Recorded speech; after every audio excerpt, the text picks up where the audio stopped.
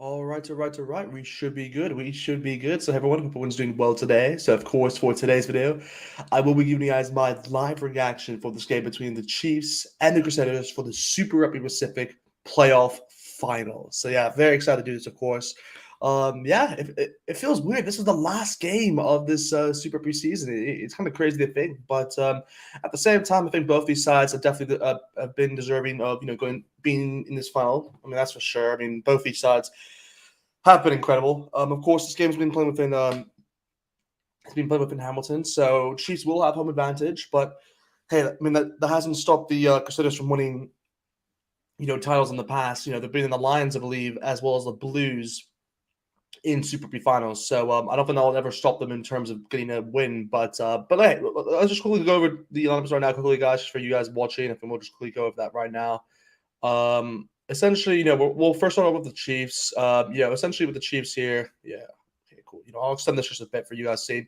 So, yeah, no, again, we have the likes of Aiden Ross, number 1, with the likes of Takalaho, number 2, and of course, with Dye, number 3. So, again, a decent, I'd say, front row, at least there for the Chiefs.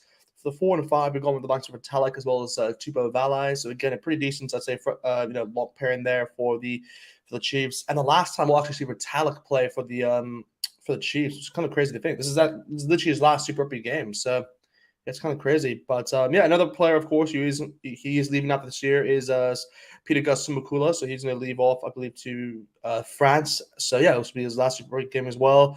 You have Sam Kane, of course, he'll be the co-captain here, and he'll be at 7, and then Luke Jackson, of course, number 8. The other co-captain, of course, will be Brad Weber, who also will be playing this last game for the Chiefs. It's crazy because he's had a good career overall, but very underrated in terms of what he's done. He's really an unsung hero, you could say, on this Chiefs side. Of course, you do the likes of Damien McKenzie, number 10, so that'll be a big combination there in terms of 9-10. You like some Nana Satiro, number 11, so that's a big call there. Anthony Brown at 12, Negaval at 13, so interesting to see that combination, but understand it's probably been the best combination they've gone with, they can go with, really.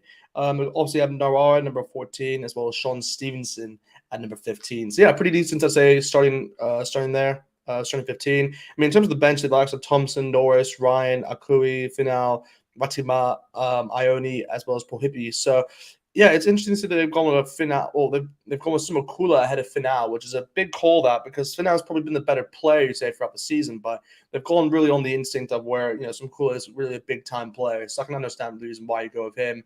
But then, when you go obviously towards the Crusaders, of course, I mean, it's kind of the exciting you expect, really, at the end of the day. You have Williams, you have Taylor, number 2, you have Oliega, number 3, so a pretty decent front row, this at least. You have Scott Bear, number 4, Whitelock, number 5. Again, this will be Whitelock's last game, so crazy to think that, but it is true.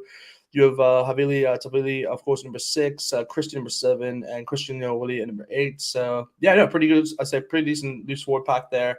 And really been impressed by Christian Willie this season, so he's done very well. In terms of number 9, we have the likes of Drummond as well as Moana. So, again, this will be Moana's last time in terms of the Crusaders in a Crusaders jersey, which is crazy to think because he's been like the living embodiment, you could say, of the Crusaders for a long time. So, yeah, it's crazy to see this will be his last game. Also with that, you have Lester Fanank, who will also be leaving, as well as Jack Goodhue, both off the France, if I'm not mistaken. I think Goodhue, is he off the France? Yeah, I think he's off the France, yeah. And then, you have Brennan Anor, number 13, of course. Daswin Lowe, the recently named All Black, and, of course, Will Jordan finishing off. So, yeah, very good side indeed. And, of course, you do the likes of Bell, Skis Martin, O'Neill, Strange, Gardner, Hines, Burke, and Funaki off the bench. So, yeah, a very decent, team overall there for the Crusaders, and one that should be pretty dangerous, I'd say, throughout the whole game. Again, we'll go back to kind of like just in terms of like one-watch players. I'd say, personally, for me, if I had to say a one-watch player for this game, I mean, from a Crusaders point of view, I mean, you can't really look far less than I'd probably say Sean Stevenson, because he's just had a brilliant season overall. I think he's definitely one that you keep an eye out for because he can definitely change the momentum of the game really for the Chiefs. I mean, again, it will come down maybe towards McKenzie for most of this, but I think Sean Stevenson will have a big part to play in it. I mean, in terms of the Crusaders, I think it's only one man that can change the game really, and it's Mwanga. I think he's really the key guy here. I mean, it is the battle of the tens really because it's going to be Mwanga versus McKenzie. That's what's really going to define who wins this game, in my opinion. We'll see what happens, of course. I mean, in terms of the comments, we have Alex and Nichols, of course, in the comments saying go Chiefs. Quiet saying go Chiefs as well. Yeah, it seems we have a few Chiefs supporters in this chat, which is good to see. But Yeah, it's crazy. I am actually I'm really excited for this game, guys. Let me know by the way in the comments who you guys are supporting, because so far we have two people there, obviously going for the Chiefs. Are there any Crusaders fans? Let me know, of course. Again, I have to, keeping up my promise, of course, as wearing the Crusaders jersey. I always wear the jersey essentially. If my team, the Blues, I've always said this. If my team, the Blues, do lose, I will always respect that and obviously wear the jersey if I have it, of course. Into the games that obviously that team beat us with. So obviously I have been wearing the Crusaders jersey throughout most of the live streams now because they have been on a good run recently. And just got to respect that. But hey, the Chiefs are here obviously to stop them. I mean, look, they're the only team in Super Rugby, guys, that beat them twice, home and away. So that definitely counts for something for sure, guys. Let me just put the scoreline up quickly, just so then we have that ready. But I'm excited, guys, for this. I am really excited. It's going to be close. I really do think this will be a close game. I don't see this being a large margin. Well, I hope it's not a large margin.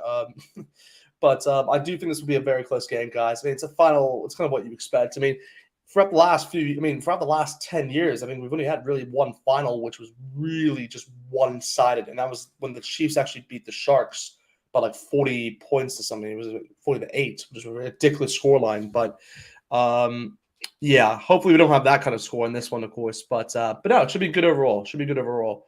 I mean, look, at the end of the day, I think it's really going to come down towards, like I said, the 2-10s. You ever kind of kick priority on the day? That'll have a big part to play of it as well, because again, I don't just mean within terms of like penalties and conversions, guys. I also mean in terms of like the play, in terms of territory.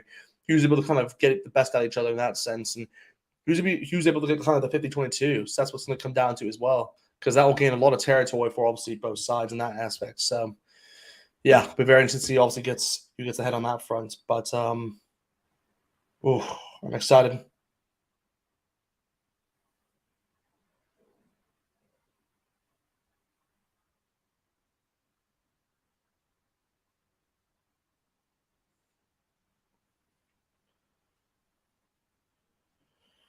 Oh, come on. Come on. Please, please, please, please. Well, the national anthems have gone, so that is now done. Both sides now getting prepared right now. We're going into it very shortly here, guys. We have Lachlan obviously in the comments saying go Crusaders. So there you go, a Crusaders fan indeed. Ben O'Keefe obviously will be the referee for today's game, so just keep that in mind. But here we go, guys. Chiefs versus Crusaders. I'll be giving you guys my live reaction, of course, for this game. Do me the honor, guys, and like this live stream, guys, if you haven't already, guys. Subscribe to our channel. We're actually getting very close towards that 900 mark. I think we're only like 6 subscribers away. So it would be cool if we can get that. Actually, we can achieve that today. That's kind of what I'm hoping for with this live stream. But obviously, if you guys can do me the massive favor and do that, that'd be greatly appreciated. But oh my gosh, I mean, this is gonna be a good final. I can feel it. This will be a good final. Here we go, guys. Crusaders will kick off here to the Chiefs.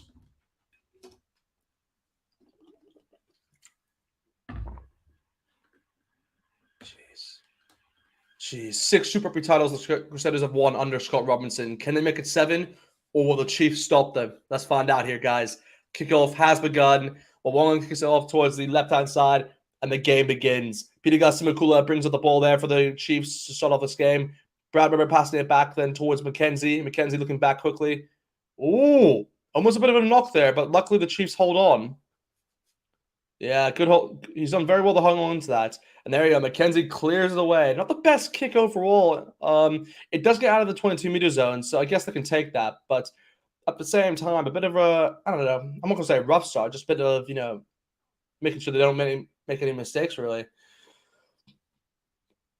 But here we go. The first line on this game will go the Crusaders' way. Cody Taylor will throw this ball in. Here we go. Yeah, this will be a key battle, really, between Retallick and Whitelock as well. It'll be good to see how they get along. Ooh, Valad trying to steal it, but unable to. Crusaders hold on. Bawonga passing it out then towards Tamati Williams, who does power through. And there you go. Drummond goes to a high ball in the air. Interesting play here. I like it. And there you go. Nawa does kick it. Ooh. He's actually got with a free kick, I think, as well. Yeah, I think it's a free kick as well because Jordan caught him in the air. So yeah, they'll definitely take that for sure. And there you go. Nawa will obviously be able to kind of clear that away. Will they keep it in touch? No, they're not doing it. They don't want to risk anything, which is probably the safe bet, really, because you want to make sure that you have possession throughout this whole game. That's what it really comes down towards. What it really comes down towards within these finals, which makes sense. But here we go. Cote Taylor throwing the ball. Can they win this? Yes, they do through Scott Bear this time. They passed it towards Wong quickly. He's then found Tamati Williams. It seems that this might be a play they may use throughout this final. But here we go. They're not going to looking towards the right-hand side. It's Enor, then towards Mwanga. Mwanga, ooh, I thought it was going to be intercepted, but Lester Financially does very well to hold on there. Here we go. So Drummond then passing towards the left-hand side this time. Mwanga clears it away down towards the right-hand corner. He's looking for a 50-22, but Sean Stevenson does very well, and he sidesteps Mwanga, and he clears it away. Ooh, that's a good kick. Wow, what a kick there by Sean Stevenson. That's unbelievable. He's now put the Crusaders back into their own 20, well, almost to 22. But that was a great play. I mean, first of all, he did a sidestep there on Mwanga, and then boom, he just clears it away with a big boot of his on the right. Yeah, jeez, that's a great kick. But anyway, Crusaders do win the ball, of course, for the lineout. It's now, who's that? Tamati? Yeah, no, never mind. It was Havili, kind of winning the ball there for them.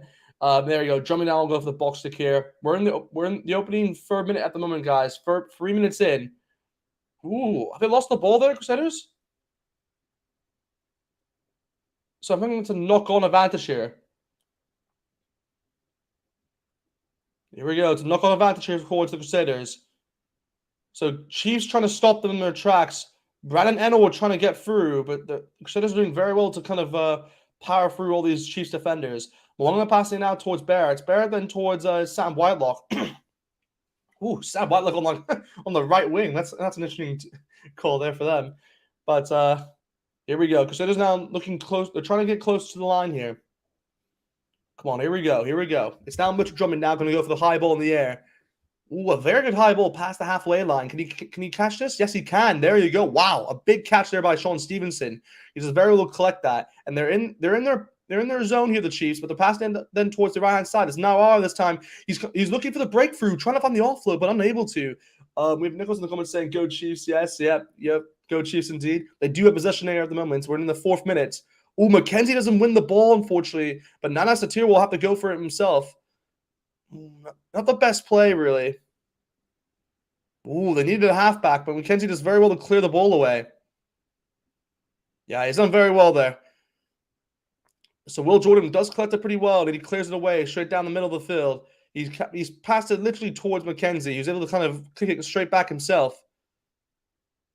Ooh, he'll take that. I think that's a territory gain there for the Crusaders, but I think McKenzie would definitely take that. I mean, look at that. McKenzie's playing his 200th first class game here tonight, guys. That's pretty impressive. I mean, the weather for this game is perfect, really, guys. It's not really rainy at all, so it's like perfect conditions, really, for this game, which is good, which is very good, of course. But anyway, here we go. We're now 5 minutes in. Cody Taylor throwing the ball here for the Crusaders. Whitelock does win that, but here we go. They're faster towards Mullen on the left-hand side. Then it's now Tom Christie with the ball, who drives it forward. Now that's Satiro trying to win it, but he actually gives the advantage away. So here we go. Crusaders under advantage here. Here we go. They're passing out wide. Malonga passing in towards Enor. Enor then towards Dallas McLeod. Dallas McLeod, I mean. But I was going to say McLeod. Dallas McLeod, I mean. But anyway, here we go. Come on. So the Chiefs do have a penalty here, guys, literally on the halfway line. So, I mean, can they kick that far? I mean, I think Mwanga can just kick that if he wanted to. I mean, I think that's probably the best he could actually do, but I think he may miss it though. However, so yeah, they're going with a safe bet here. So they're going for the lineouts here. So they're going to enter into the Chiefs 22-meter zone for the first time into this game, guys. Probably the right play as well because they have a great set piece. They have to clean it quickly as well. So that's smart from them. Chiefs will obviously kind of hold them up here. Ooh, the Chiefs defense is holding, but Crusaders are pushing on. And it's advantage here for the Crusaders. Wow, so they can do something from here, guys. They can score a try if they wanted to. But Nana Satiro does very well to clear up that chance there. And it will be a penalty back here for the Crusaders through that advantage. I believe through Retallick, who actually gave it away. So, yeah, here we go. I think they'll probably just go for the lineouts here. Yeah, there you go. So Retallick was penalized for joining the ball incorrectly. So, yeah, they'll go for another shot here for a try. They want to get this. They want to get these points in early, really, because they know every point's in the count, obviously, in this final. Come on. Oh, I'm nervous, guys. But here we go. Crusaders with the first opportunity, really. They've won the try and they passed it towards Lester Anku, who's taking down very quickly here. They have numbers on the left here. It's Scott Barrett who drives forward there for the Crusaders. Mitchell Drummond going for it. There you go. I mean, Chiefs really are doing well to disrupt them, definitely from a defensive point of view. Oh, it was advantage, though. It's advantage then towards the Crusaders. Wow. They are being penalized a lot here, the Chiefs. This isn't good from their point of view. Oh. So listen, that was a good penalty. Oh, okay. So here we go. They have another penalty here.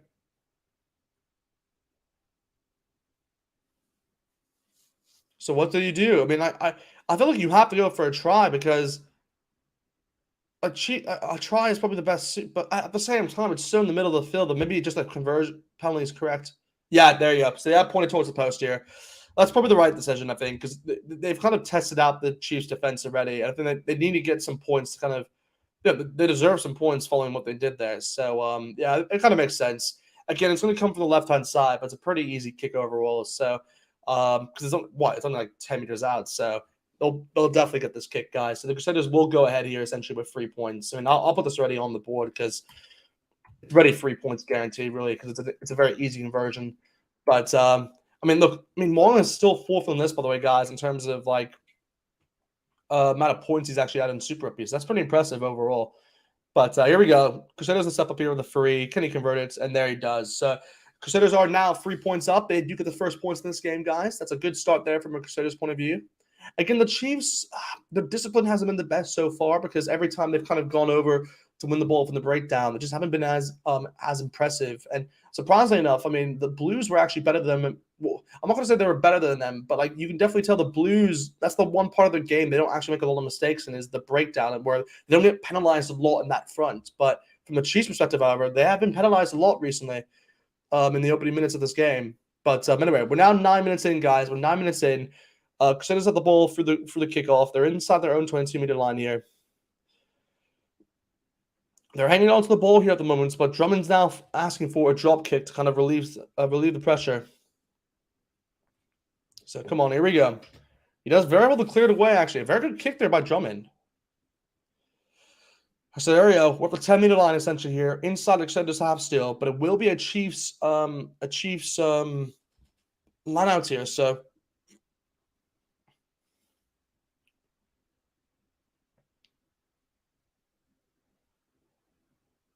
ooh, they're checking somebody here.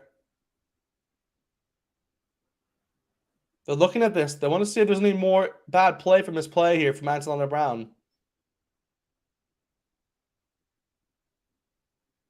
Ooh.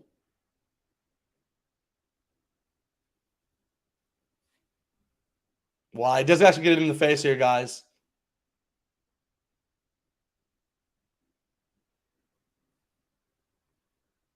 That could be yellow there. Wow. Jeez. Everything's going in the favor of the Crusaders so far here, guys. Antonella Brown now have a yellow card, and it does now mean that the Crusaders will have the Chiefs will now have their penalty overturned, and it'll now be going towards the Crusaders. Jeez, that is like that's pretty good for the Crusaders though, guys, because now they'll now be one man up next for the next 10 minutes here, guys. Wow. Anyway, we do have Adrian in the comments saying, yeah, good morning, good big dog. Good to see you, of course. Saying, yeah, who are you rooting for? Yeah, in this game, I'm definitely rooting for the Chiefs. Again, I am wearing a Crusaders jersey because, I always say that whoever beats the Blues, I have to wear their jersey afterwards. But no, I'm definitely cheering for the Chiefs in this game. I don't want the Crusaders to win again because it's similar towards just just then it's more similar to towards a Man City situation, just where they've won essentially in the last 6 years now. So it's getting to that stage where it's similar to Man City, or even more than Man City, you could say, from the rugby point of view. But anyway, here we go. Crusaders do have the ball there through the penalty. They did win their own lineouts, but they're still in their own half here, guys. So Drummond's now looking for the box kick. Yeah, he wants the box kick. He was going to pass it to Mwanga, but he's like, no, I see a better plan here. So it makes sense. Retallick trying to block him there, but anyway, here we go. Nana Satira for the Chiefs. He does win it for them. He brings up the ball for the Chiefs there. Does pretty well, actually. Takes in a few tackles, but the ball's been passed back towards McKenzie. McKenzie clears it high in the air, down towards the right-hand side. It's Will Jordan for Crusaders who wins it. And there you go. Will Jordan kicks it away down towards the 22-meter line. McKenzie wins it cleanly. He looks actually for the pass there for Sean Stevenson. So Sean Stevenson's going to go for the kick here, right down towards the middle of the field. It's now, who is that? Is that Das McLeod there, who now kicks it there for the Crusaders. He's literally passed it straight back towards McKenzie. I'm not sure that's what you want to do, really. But McKenzie now clears it away. He wants to go for the touch here, which is probably the right idea. You can get a territory gain here for the Chiefs, so they'll definitely take that. So that's good. That's a good kick there by McKenzie. We're now in the 11th minute of this game so far, guys. 11 minutes. Remember, the Chiefs are down to 14 men for the next 8 minutes now. So just keep that in mind. But here we go. It's the Crusaders lineouts in their own half at the 10-meter line. So here we go. Couldn't tell they're throwing the ball. They have done that well. They have won it. Monga then passes out towards Enor. Enor then towards Tom Christie. Tom Christie's actually taken down there by McKenzie. Wow, McKenzie actually getting to the front of it. Chiefs trying to overturn this ball here. Can they overturn it? Yeah, I think they're trying to overturn this. It's illegal. Oh, but Crusaders hold on here. Wow, but they came from the side. Yeah, it was a bit bad from them. Again, the Chiefs' discipline in this game hasn't been strong. I mean, so far it's been all Crusaders at the moment.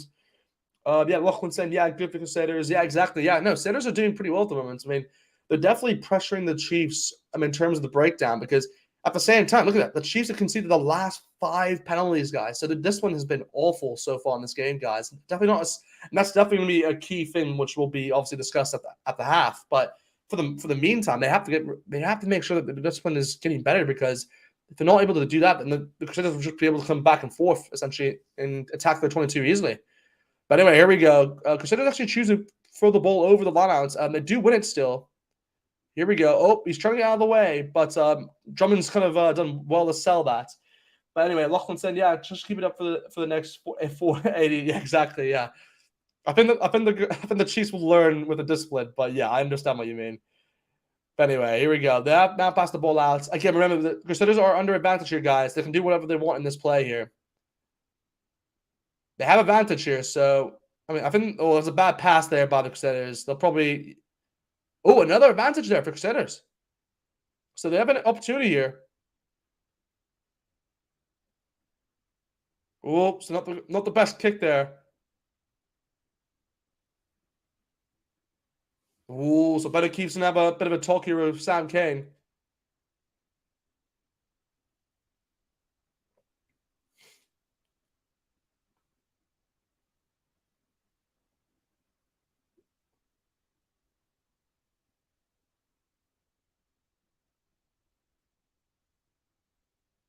Jeez, wow. Beto keeps being very strict in this game. It's kind of what you expect, really, but he's kind of just told Sam Kane, look, you've now conceded 6 penalties, guys. I mean, if you're going to continue this at this rate, I'm going to send off another player. So, it's fair enough, really. But yeah, no, look in the comments saying, yeah, just keep it up for the full 80. Yeah, keep up Chiefs.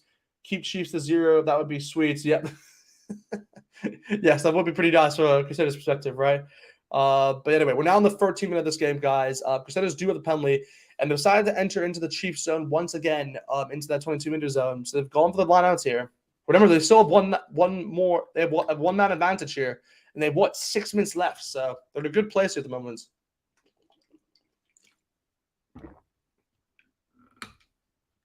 So here we go. They're doing pretty well here at the moment, but the Crusaders actually lose the ball. Wow, okay. So the Chiefs actually steal it. They can get rid of this ball here. Nawa clears the ball away. A very good kick, actually.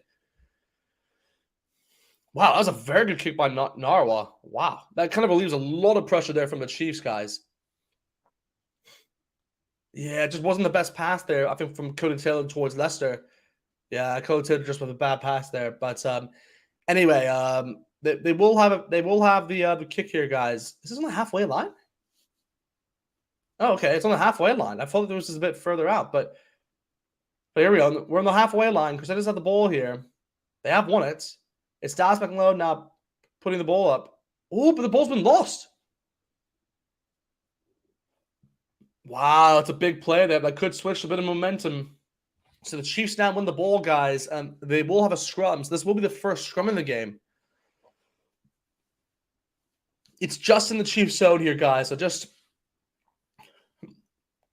But wow, Sam King's done very well to kind of disrupt the play. It was Jack Goodhue was the culprit on that front, essentially. So here we go. Yeah, it'll be now a Chiefs ball. Gosh, this is gonna be a tense game, guys. It's gonna be a pretty tense game to watch here.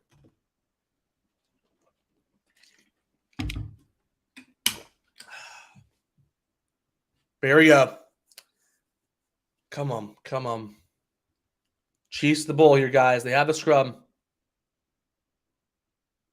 Ooh, Crusaders are pushing here, guys, but Chiefs have won it cleanly.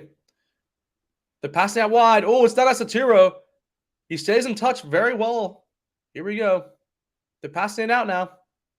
It's Retallick this time. He brings the ball forward. It's advantage knock on, they're saying. Oh, Crusaders have won it, they're saying. So they're taking the knock on advantage. So Crusaders have the possession here, guys. They have players on the left. Oh, they've knocked it on. And now Chiefs have the possession here, guys. Here we go. Chiefs have it. Oh, but Nankivell kicks it out on the touch. Not the best play by Nankivell, but luckily they had the knock-on advantage, so it will be a Chiefs scrum here. Yeah. I mean, Nankivell's another player, actually. I forgot that is actually leaving, of course, after this season. So, yeah, there's a lot of players in this game, guys. I mean, you have Retallick, you have Peter Gasimokula, you have Alex Nankivell. Who else do you have? Do you have any more players? Dyer? Is Dyer leaving, maybe? Or you have Retallick, Nankivell, and Weber. That's it. That's the four. Yeah, it's Retallick, Nankivell, Peter Gus, and Brad Weber, who's leaving this Chiefs side. And then for Crusaders, you have Mwanga, Whitelock, Goodhue, and who else? And Lester. So you have four players from both sides that are going to leave after this year. So their sides will definitely get a bit, I'm not going to say weaker, but they just won't have the same kind of players to rely on as they did, obviously, this season. So I guess for other teams, that may be a bonus. But at the same time, I mean, Chiefs and Crusaders are probably the two best teams, actually, I'd say, for Super Rugby in terms of developing talent. So I wouldn't be really too worried on that front. But anyway, here we go. Chiefs do have the scrum here, guys. They've now passed the ball out. They have won it. Nawa doing very well to clean the ball here and kind of gain a bit of territory for them. They're trying to enter the 22-meter zone here because they're just trying to stop them in their tracks. Here we go. Oh, it's advantage. Advantage towards the Chiefs. Oh, that's good. He's been very consistent so far, Ben O'Keefe. Having a good game as a referee. Oh, they have an opening here. They have an opening on the right wing. It's Nawa. He now enters in the 22-meter zone. He's sidestepping his way through. He's wrapped up in the tackle, but here we go. Chiefs still have another advantage there. Oh, they have another advantage here. They can pass it down quickly. Sean Stevenson goes for it now. You're trying to bust him up, but now they have a chance on the right wing here. They pass it towards Nankivell. Nankivell driving forward into the 22-meter zone. Lester Fananku trying to take him down, but unable to. And there you go, another penalty. So what are they going to go for? I think they'll probably go for the other penalty. I mean, I'll be surprised if they go for the. It really depends if they want to go for a kick here or if they want to go for a try.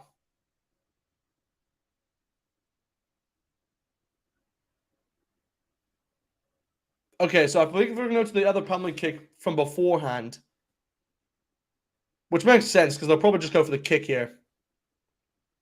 So there you go. I think they have pointed towards the post here, guys. I mean, that's the only reason why to go towards the middle of the field, really, because they had another advantage there if they want to go for the lineouts. But I think the Chiefs just want to play it safe here, which makes sense.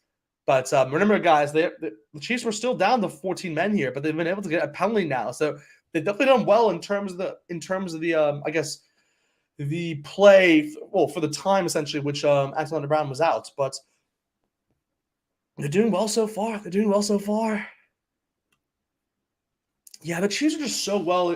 What the Chiefs have been good at, so I think this season, probably better than most, is kind of just is using their wingers. I think they've definitely been the best in that sense because they've been able to use Nawa very well in this game, as well as Nawa so far.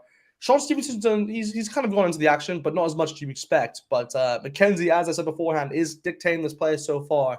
We're now into the 19th minute, and here we go. McKenzie with his famous smile there, going for the conversion, or going for the penalty kick here. Can he get this penalty here? The score level. He does, and there you go. The score now evens itself out, and now goes towards 3 points apiece for the Chiefs and the Crusaders. So there you go. It's 3-3 at the moment. It's all to play for at the moment, guys. All to play for. This is gonna be a highly contested game, guys. You can just tell that both sides are really going to try to squeeze each other out in terms when they enter in towards the 22-meter zones. But anyway, here we go. I think Anton Brown is back on. Is he back on? Yeah, he's back on now. So it's now 15 players apiece now again, once again. McKenzie now looking. Oh, he was going to go for the pass there, but he decided to go by himself. But here we go. Brad Weber now looking for Vitalik. Oh, he's passed it out towards Nawa, and Nawa will kick it way back away. Yeah, it's a good kick overall. Yeah, he's done pretty well there. Towards the 10-meter line there. Again, it'll be still in the Chiefs' half, but it will now be a Crusaders line-out here, guys. A Crusaders line-out here. We're now in the 20th minute of this game so far. 20th minute. Yeah, jeez. Come on, here we go. Again, we have 20 minutes left of this first half, but so Whitelock does win it there for the Crusaders. Cody Taylor passes out towards Mwanga. Mwanga then towards Drummond. Drummond then towards Havili. Havili takes it in. Woof. He does very well there.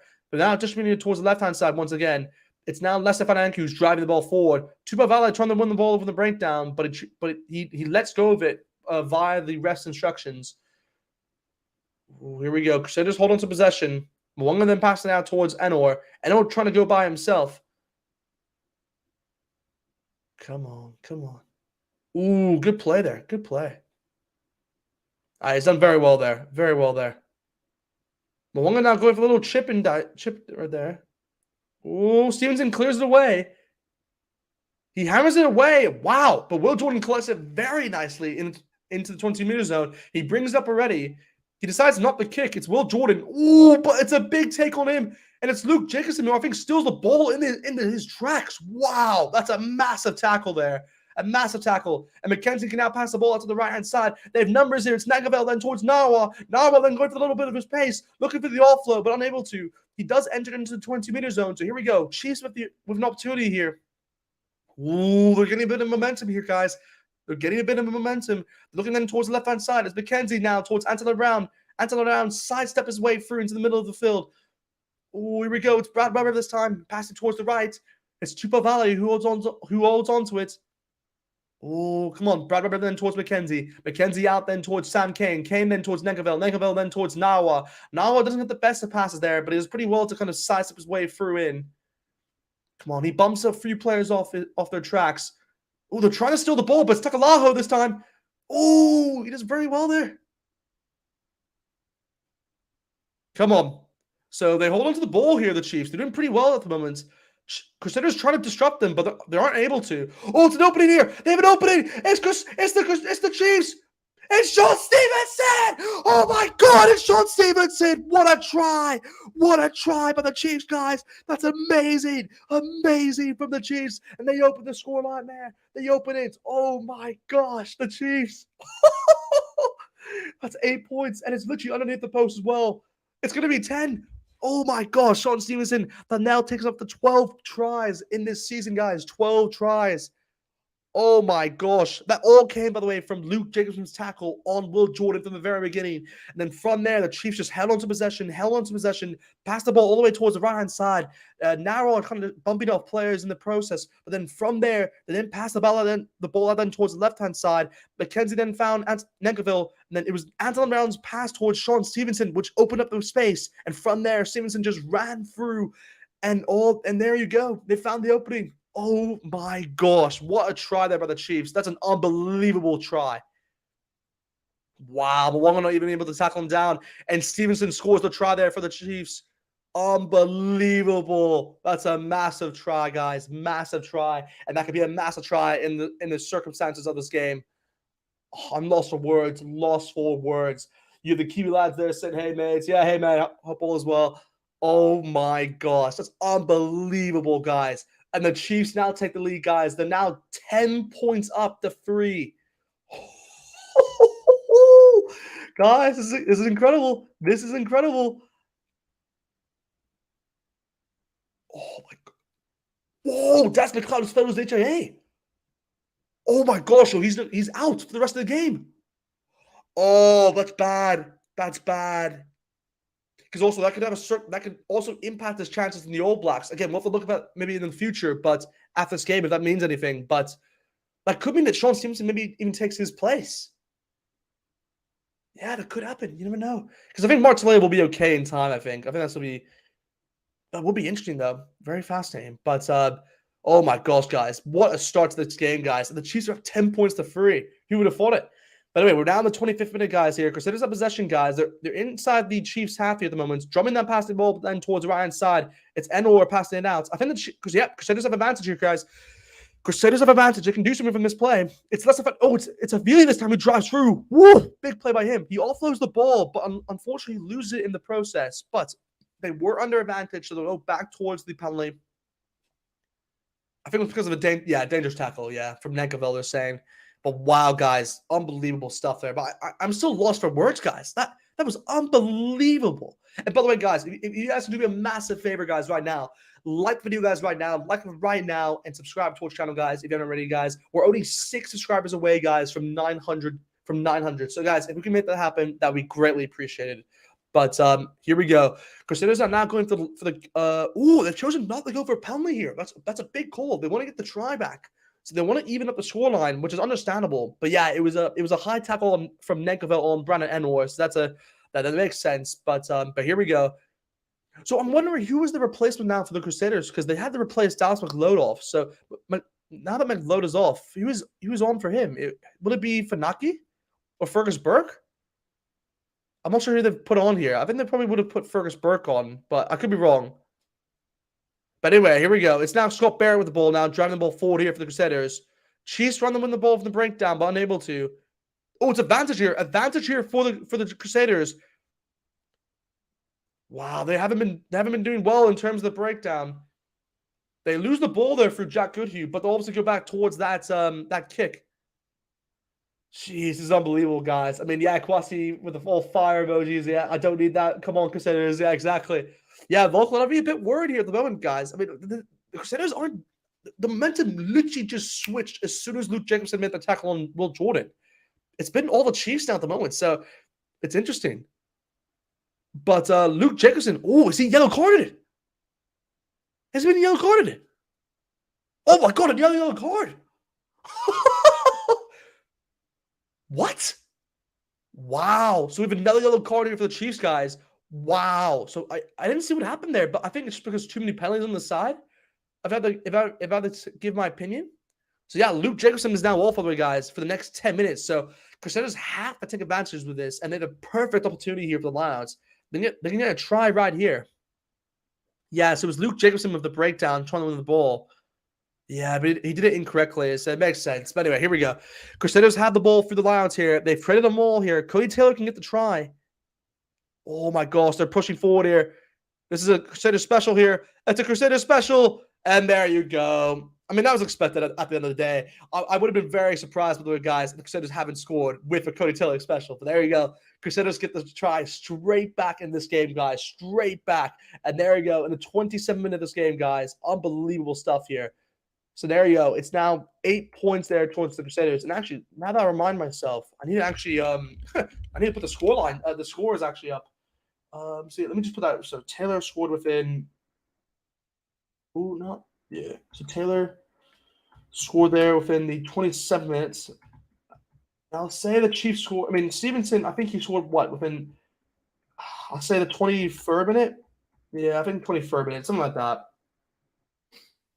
I was putting something like that. But wow. Wow, wow, wow. Lachlan, yep. Very happy indeed. Yep, of course, of course. But here we go. Mo'unga now the step up here, guys, for the Crusaders. Remember, the Chiefs have a yellow card here, so they are down to... They have been down to 14 men, guys, for the next 8 minutes of this game, and the Crusaders have taken advantage of that very quickly here with a try. Mo'unga needs this conversion if he wants to level the scoreline.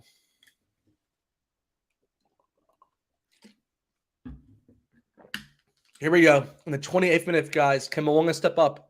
It's not a difficult kick, but you could miss it. Let's see. Oh my gosh, he's missed it. Wow, he's kind of shifted towards the right. That isn't a good... Guys, that was a... He could have got that easily, but yeah, I guess Mo'unga's kicking this year just hasn't been on... Look, if I'm being perfectly honest, guys, Mo'unga's kicking just hasn't been it. It's kind of what you haven't expected throughout this whole year. Not like what we've seen in previous years, because he's been in pretty good... Yeah, in terms of his kicking percentage, he's been very good. But this year, I could make the argument where it's been his worst. Is that harsh to say? Yeah. But yeah, General Brand saying hi, Q, that, yeah. Anyway, here we go. It's now, yeah, Lachlan saying, yeah, missing kicks in this game could be... Exactly. It can be very costly indeed. I said whoever wins the kicking battle can maybe dictate this game, so... But anyway, here we go. Crusaders have the ball. Oh, but the Chiefs are holding it right back. Here we go.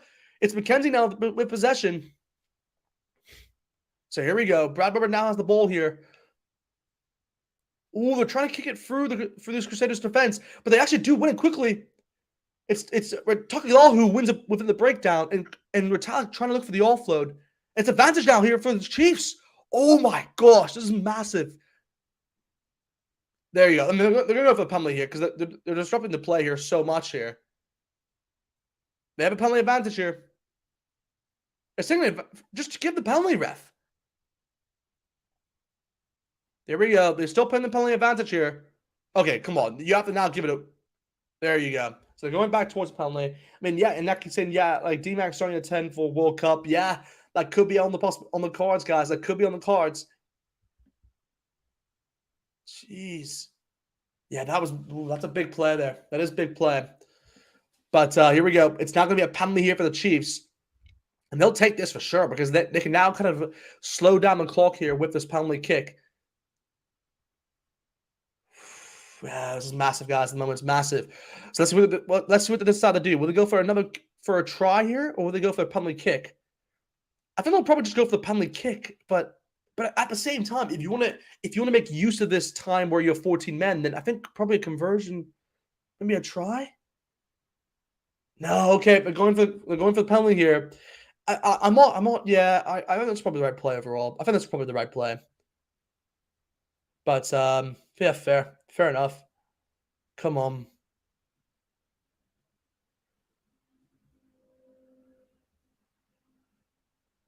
Come on. Come on.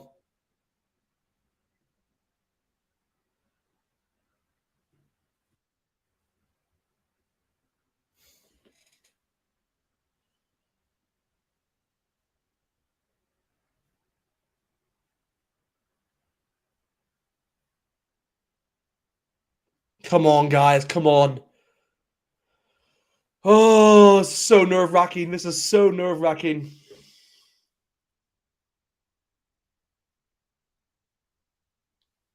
So here we go. McKenzie now to step up here for the Chiefs. We're in the 32nd minute here, guys. Lachlan's saying 17-8 would be huge, but a bit hard for the Crusaders. Yeah, exactly. But they're not going for the try here. Oh, he missed it. He missed it. Oh my gosh. So McKenzie's also missed a penalty kick here. So it's kind of even on the doors there. Well, again, I think Richard Mo'unga's, I think, was a conversion. So actually, he's actually missed one more point now than Mo'unga. That could become costly for the when looking at the end of this game. But anyway, it's a goal line dropout there. And there he goes. Passes straight towards McKenzie. McKenzie going for the high ball in the air. Oh, he's done very well in that sense. Oh, a big tackle there on Mo'unga. The Chiefs are trying to win the ball for the breakdown. Oh, but the Crusaders hold on very well here. It's great handling there by the Chiefs. Oh, by the Crusaders, I mean. And there you go. Crusaders hold on to possession here. They hold on to possession, and Drummond clears it away. A very good kick indeed. McKenzie does very well to hold on to it. Oh, it does very well to sidestep Fanaki. Come on here, guys. Come on. Mackenzie having a very good game here, guys. He's definitely been the better 10, you can say, out of the two so far in this game. But here we go. Brad Webber to go for the box kick. Mo'unga now has the ball here for the Crusaders. It's Will Jordan now going spicing his way through. It's all what we know from it's what Will Jordan does essentially. Sam Kane, can he win the ball and breakdown? No, the referee's not giving it. So here we go. They have numbers on the right. Oh, that's forward. That's way forward. What? Whoa, a lot of fans are having it. Yeah, I think that's forward, guys. Anyway, it's now Chiefs ball here as they have to get into the 22-meter zone. So Nawa will now try to get rid of his lines. He has found a bit of space here, so he's done very well in that process. Oh, it's a very good kick there by Nawa. He's done very well so far. I think that's probably the first mistake there, I'd say, from Ben O'Keefe, because there was a forward pass there by the Crusaders, but it was a very good tackle there by Brad Webber actually on Will Jordan there. But yeah, it was Brandon Enwar's pass. Yeah, I mean that was forward. Come on, that was way forward. It was so forward. Anyway, but here we go. It's Lachlan saying, yeah, hopefully Chiefs miss all. Yeah, yeah, fair enough. But here we go, guys. Here we go. Cody Taylor now, they're putting the ball. Come on, guys. Come on. He's done very well in the process. Here we go. Lester Anku now driving the ball forward here. They have created the maul here. So this is good. I like the play. Cody Taylor now using that maul, but getting a few meters here. We're down the 35th minute, guys. 35th minute. So 5 minutes left in this first half. Ooh, Tamati Williams has the ball here for the Crusaders, guys.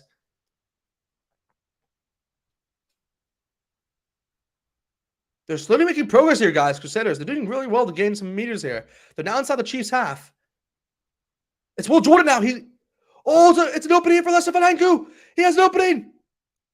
Oh, he's been taken down, though. And here we go. Oh, it's Mo'unga. It's Mo'unga with a try. Oh, my gosh. What a try there from the Crusaders. Wow. They've really utilized that 14th man. Well, that 15th man, really, because they now scored another try and they take the lead once more. Oh, my gosh. This game is just, it's unbelievable. So, what is that? 13? I think it's 14 points, yeah. And also, with the kick to come, we'll see what happens. But wow, Mo'unga. I mean, look, they first passed the ball out. It was Will Jordan who kind of sidestepped his way through, then found Lester Anku. Lester Anku then drives it forward, then all the way towards the 22-meter line, 5 meters out. And then, yeah, Drummond then just finds Mo'unga, who then does a little dummy there and just sinks in the defender. And then, yeah, from there, puts the ball down on the try line and scores the try there for Crusaders. A great try there from Crusaders, by the way. Great try indeed. Lachlan saying, yes, exactly. Yeah, you should be very happy about that one, of course. That's a wonderful finish. Yeah, that's kind of what the commentator just said. It's a good finish overall there. And now it's another try there in the 36th minute of this game. Let me just update that for you guys watching. So let me just put this microphone down. So Mo'unga gets the second try here for the Crusaders, guys, in the 36th. What was that? 36th? Yeah, 36th minute. Wow. Guys, this is a really good game so far. This is really good. It's really open. That's what I really like about this game. It's been really open. So it's been one of those games where you would kind of expect, okay, maybe it would be a bit more kind of like not stricter thing is the wrong word, but be a bit more condensed in terms of the scoreline. But hey, I mean, anyway, there you go. Mo'unga does add the 2 there, by the way, guys. It was a pretty easy kick overall, so it was expected. But anyway, it's now 15 points up now for the Crusaders. They've turned the scoreline, and there you go. Scott Robinson's very happy about that. Very happy about that because he knows how important it is to lead at halftime. Very important. But here we go. Christian Leo Willie does win the ball there through the kickoff. So Crusaders have the ball here through Drummond. They passed it back towards Mo'unga. Mo'unga will clear his lines. And there you go. So the next play of the game here, guys, the Chiefs will have 15 men. So Mackenzie goes to the high ball in the air. He's missed Mo'unga. He's done very well there to clear the ball. And Will Jordan's cleared the ball with his left foot. Ooh, a decent kick there. But Mackenzie does win it cleanly. And he kicks it away. Oh, but Enor does very well to track it, making sure he doesn't get the 50-22. Enor, not the best kick there. He kicks it out on the full. That isn't a good kick there. It was kind of a banana kick, really. And there you go. The Chiefs will actually get a big territory gain here. If they can get any points here, guys, really before the half, I mean, that's good for the Chiefs, really, because And there you go. They now have their, obviously, who's it? Luke Jackson now comes back on the field, guys. So it is now 15 men versus 15 men once again. But here we go. Come on, Chiefs. They need to win this line out. If they don't get any points in this game, oh, they miss it. They miss it. Oh, that's a bad pass there from a Crusaders point of view as well. Luckily, Anor holds on for them. But here we go. Crusaders can now release their lines, really. So Drummond will pass back towards Mwanga. Mwanga will go for the high ball in the air. Come on, send it down the field. Nawa goes for it. It's down Stevenson this time. Ooh, he's kind of sidesteps his way through. He does very well there. So here we go. They're not passing out. It's McKenzie then towards, who was that? Dyer this time. Nah, he's done very well there. Oh, he's won the penalty. Wow. Scott Barrett's won the penalty there for the, was it Scott Barrett or Tamati Williams? I can't see. Tamati, wow. That's a big penalty there for Tamati Williams. He's done very well there. Very well there. We're now in the 39th minute, by the way, guys. To be perfectly honest, guys, I think they just go for a penalty kick here. Why not? Haven't attempted it. Hey, haven't attempted a penalty. Why not? Wow. Shape Vanaki's going to step up here for the penalty kick. Okay, so this will be the last kick of the game, guys. See, this is what I've always... this is where I never knew what would actually happen in this situation, because I know Mwanga isn't... He can't really kick from the halfway. So I always wonder who would step up in this situation, because, again, normally it would be David Havili, of course. But, of course, he is injured for the rest of the season, so they're going with Funaki here. Interesting. I never knew he had a boot on him. If he gets this will be a big play here for the Crusaders. They'll be up, what, like 8 points? That's a big margin, guys, for the first half. Here we go. Shea Funaki. He's played 17 matches here for the Crusaders at the moment. Can he convert this penalty? It would be a big penalty indeed. The last kick of the first half. Here we go. He's stepping up on the halfway line. On the halfway line. Can he convert this? It's down the middle of the field. Oh, it's a good kick. Oh, but it's gone wide. Ah, that's unfortunate there. That's unfortunate. But anyway, that does go towards the halftime score later, guys. It's now going to be 15 points to 10. That is the halftime score. Unbelievable, guys. Unbelievable. Yeah, just I'm lost for words really in this game, guys, at the moment, because it has been one of those games where you've just been like, wow, like what can you do really? I think from a Chiefs point of view, they have played pretty well in this game so far. I mean, that try they scored was definitely the Chiefs' try has definitely been the best one so far out of this game. I mean, that's no doubt about that, because they really just they ripped open that Crusaders defense, like wide open.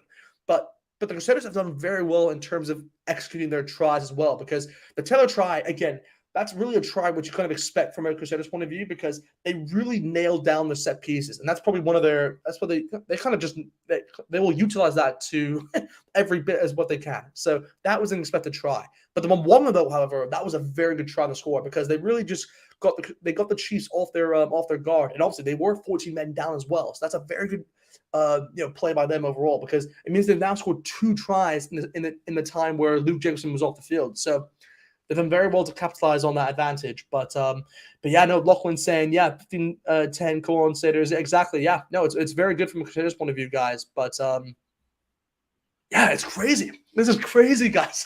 I can't believe it. I'm just lost for words, guys. But I mean, look, guys, normally I would do like a halftime break here, but I kind of just want to chill here with you guys. I mean, there's not really much I can say from my point of view, guys, at the moment, because I am just I am lost for words. But let me know, by the way, in the comments, guys. Is there any questions you have just for me in terms of this game? I mean, because we literally have 10 minutes, guys, here, so I can answer any of your questions, guys. So put any questions, guys, in the chats, and obviously I'll be able to answer those. But it can be about this game. It can be about the All Blacks, about the World Cup. Just let me know in the comments, guys. I will answer any question you have. So let me know about that, because I will be, yeah, I just think it's cool if I can just get the time to also just answer your questions. Yeah, I'm just very grateful. But and also, by the way, guys, I keep forgetting to mention this, but guys, do me a massive favor, guys, and like this video, guys. Like the video, guys, right now, and subscribe to our channel, guys, if you haven't already, guys. We're getting very close towards a 900 mark. I mean, like, what, we're on 896. We're only 4 subscribers away, guys, to the 900 mark. So, guys, if we can make that happen in this live stream, that'd be greatly appreciated. But yeah, here we go. Lachlan saying, yeah, what's the weather like in England today? Oh, okay. I mean, yeah, if you want to ask that question, that's all good. Yeah, I mean, it's pretty. I mean, just hold on one second. Let me just check for you because I haven't really opened my window. It's not really raining. Yeah, it's not raining at the moment.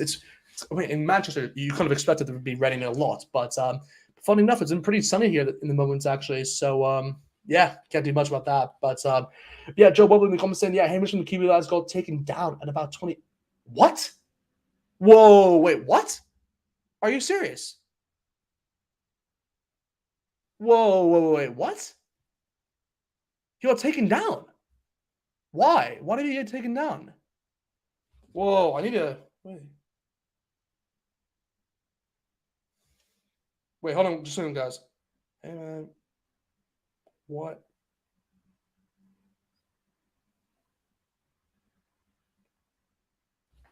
Okay, well, I just sent him a message here, guys. I'll see what he says. I'll see him from his point of view. Why would he be taken down? I've no. He's not showing the game at all. And yeah, I mean, let me just go on to YouTube quickly. Who else is live? I mean, yeah, you have 2 Cents Rugby live streaming the game as well.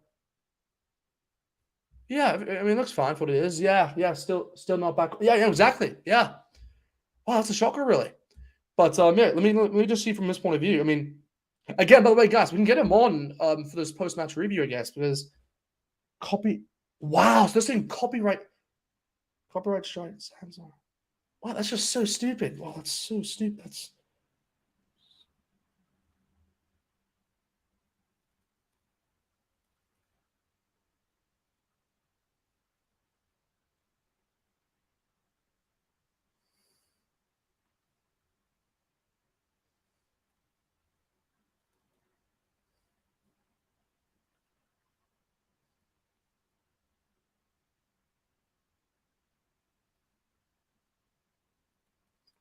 okay. Well, guys, I have just quickly asked him if he wants to join just for a halftime review.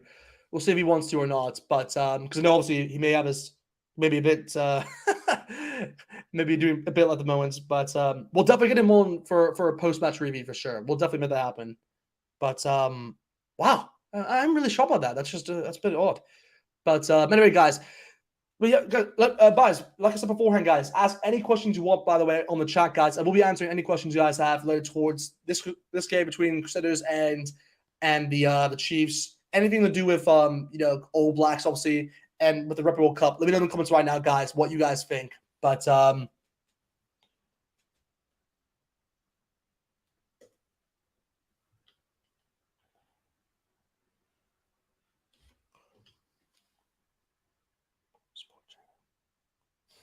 you currently live on sport.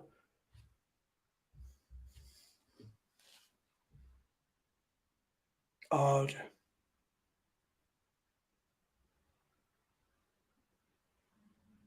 Okay, well, he said that he'll probably come on, guys, for a post-match review. So just letting you know, guys, that right now. But because he can't come on right now because he's doing a live on.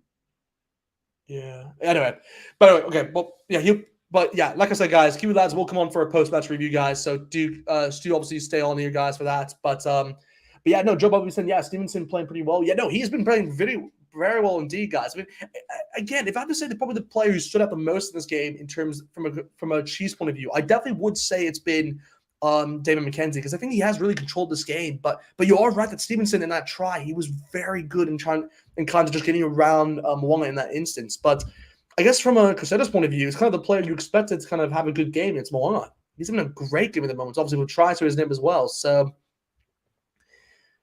yeah, it's a very tight game here, guys. I mean, it's only 5-point difference, so it really is all to play for. Obviously, going into the second half, but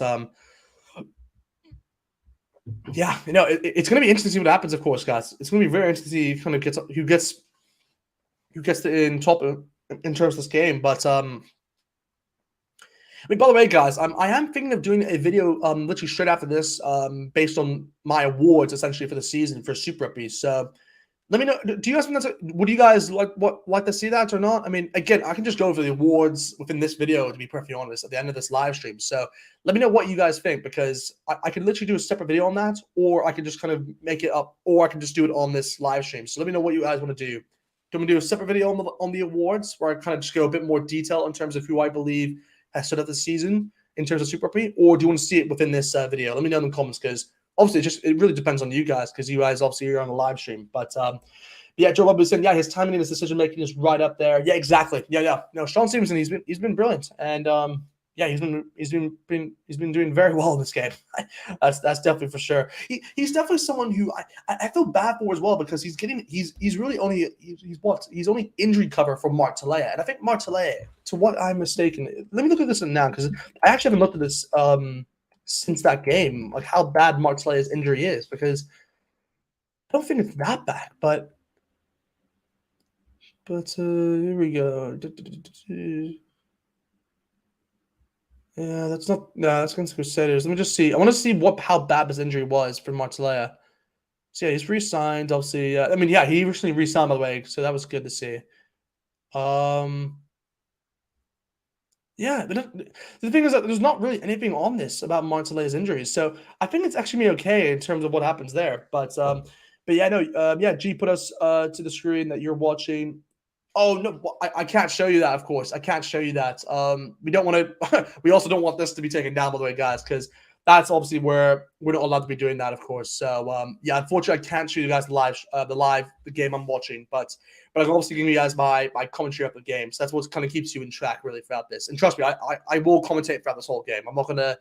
I'm kind of very different towards, I guess, a lot of I guess commentators where I try to make sure that I commentate mostly throughout the game. It's like 80-20%. That's kind of the way you can think about it. Like 80%, I'm just giving you guys my commentary of the whole game, and 20% is where I just kind of look at the chat to make sure you guys are all cool and answer any kind of react to anything you guys are saying. But yeah, no, Joe Webley said, yeah, it doesn't make sense to cover Talea as Stevenson plays as the other wing and fullback. Yeah, but at the same time, it's one of those like where, yeah. I agree, but for the meantime, if Talea is out, then I guess Sean Stevenson is the next player in line. That's kind of how they saw it. But I do agree with you there. It doesn't make kind of sense in that from a positional point of view. But because I know Stevenson, yes, he is kind of more of a fullback, always at 11. But it is fascinating because at the same time, like I saw this now that like where the reason why I'll talk more about this in the future, but like the reason why Ian Foster actually chose to go with Clem Clark ahead of a lot of other players is that he really sees him as the next big man in terms of that position. And you guys have to remember that Les Van Anku is leaving after this year. So that doesn't actually come. I'm not saying that he said that come into the equation, but you have to also think of that in mind because for the future, I mean, what could happen is that you could have something like where you have Kim Clark filling up that 11 position, and you can maybe even have Martalea even switch, because even Martalea can switch from the 11 and 14. That's the good thing about Martalea. He can play both sides of the field because at the end of the day, guys, again, you may not think Martalea is a big man, but he can definitely body a few players and kind of size up his way around as it normally does. So I wouldn't mind having Talea at the 11. I mean, let me know what you guys think. Do you think Martalea is better suited to play at the 14 or the 11? Because that's really the big question, because when you look at the All Blacks in terms of what they can do, guys, I think really like the 15 is what's going to dictate this whole. Whoever plays at 15 is really going to dictate what happens for that back line, because you're going to have in my opinion, I mean, if you guys haven't seen it already, I did do a video on this in terms of what I believe could be the All Blacks starting 15, and I put, because I think it's what I believe is what you probably put. What did I put? I put McKenzie. Did I put McKenzie or? Yeah, I put McKenzie as the 15.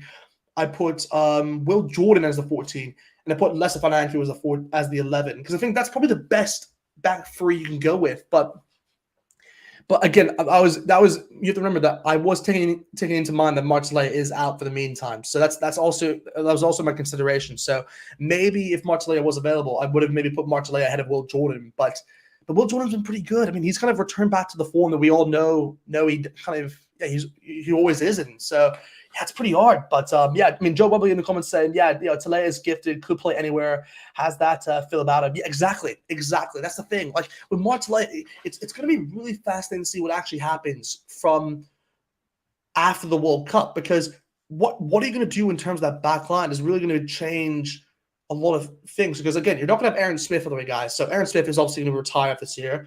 So the next in line, you're probably going to have because Brad Weber is also leaving to Japan, so he's also going to be away. So the next three really scrum halves is probably going to be Finley Christie, Cameron Roygaard, and probably Fala Fakatava.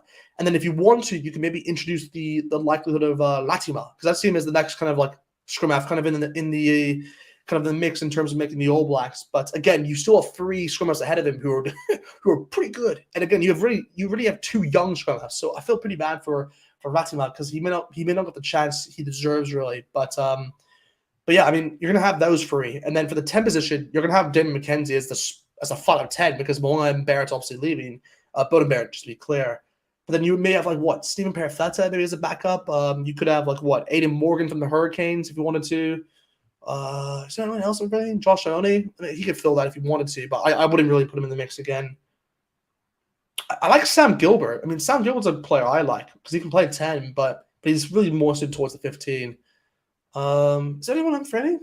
Yeah, I think that's kind of really with the 10s. But in terms of the center combination for the All Blacks, and again, you have a lot of players you can go with. I mean, you have Dallas McLeod who can play at 12. I think it's interesting because he has been playing 13 or 14 for the Crusaders, but there's a lot of talk saying he could play 12 for the All Blacks, and then maybe have Reiko as the 13.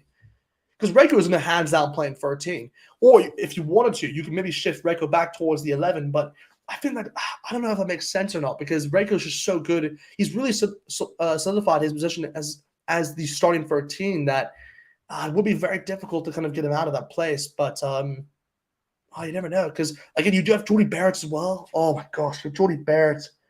Oh, it's so annoying because again at the 15 you have Jordy Barrett. You can put at 15. You have Will Jordan. You can go there. Even Sean Stevenson now.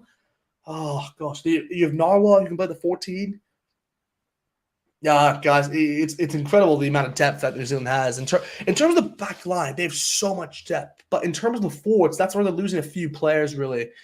So it's going to be very interesting to see what happens on that front because the locking duo for the future, I mean, with Ritala, is Ritala going to still be available for the All Blacks? I forget that. Will he still be available? No, because he's heading off to Japan, I think, right? Yeah, I'm not sure. But yeah, anyway, Joe Webley said, yeah, the Crusaders' form was up and down until Jordan came back from injury. They have got better each week with him. Yeah, exactly.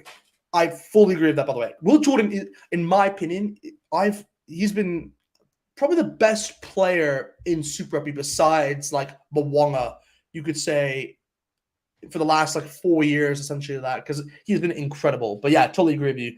And yeah, the centre pairing is a big problem, you say. Yeah, fair enough. But anyway, guys, we are now back into the second half of this game. Crusaders obviously lead 15 points to 10. And, yeah, we'll see what happens from here, of course. But let me just have a quick sip of water, guys. Just got to restore my energy before I commentate once again.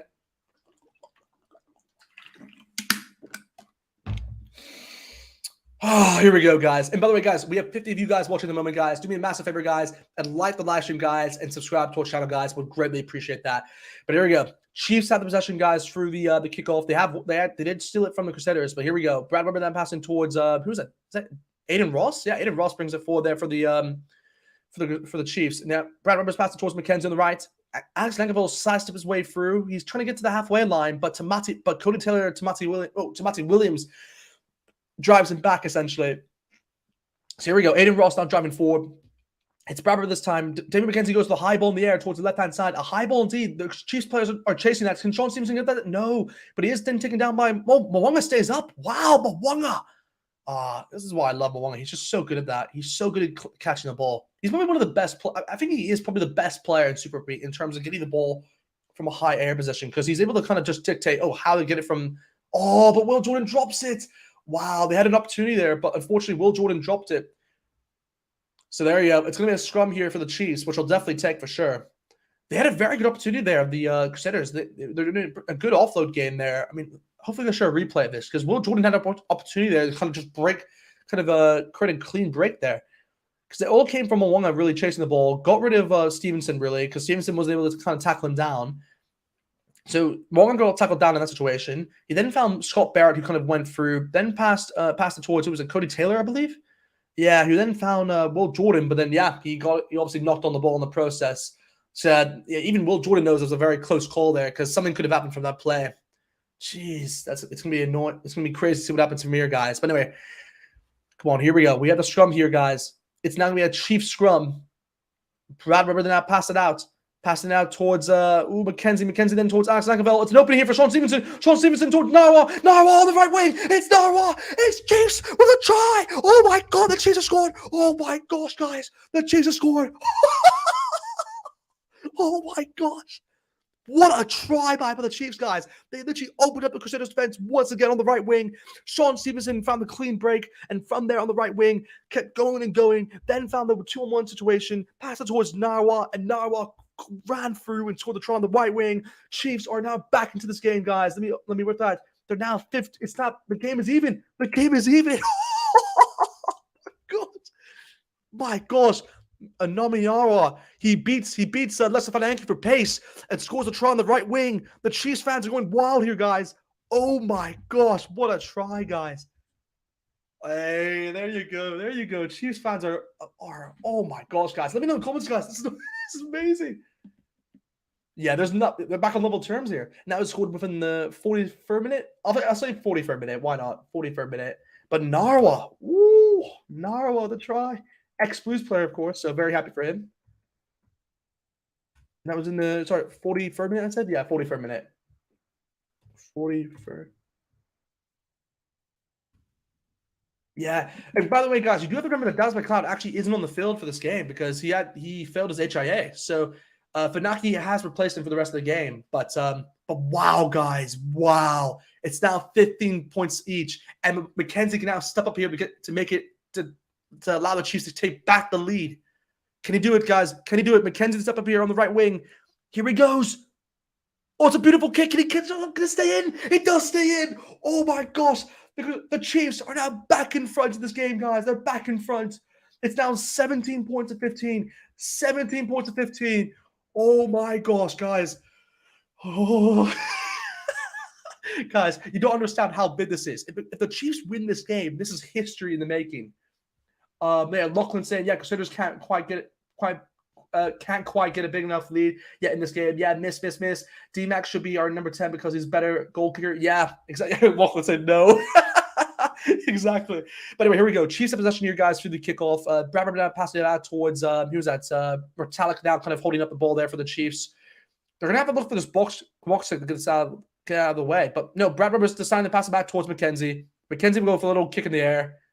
A good kick overall there from McKenzie. Kind of clears the lines overall.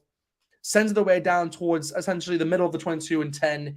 It's going to be Crusaders' ball here, guys. But wow, Chiefs are now back in front. So they got to hold on to this lead, essentially. We'll see how long they can hold on for it for.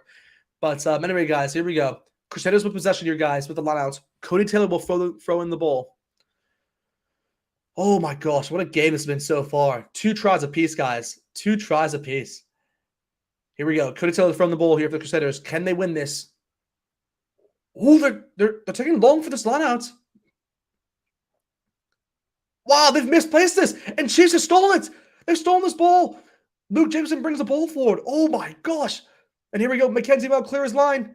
He's going for the 50-22. Well, he's trying to. But Will Jordan does very well to collect it, and he kicks it away.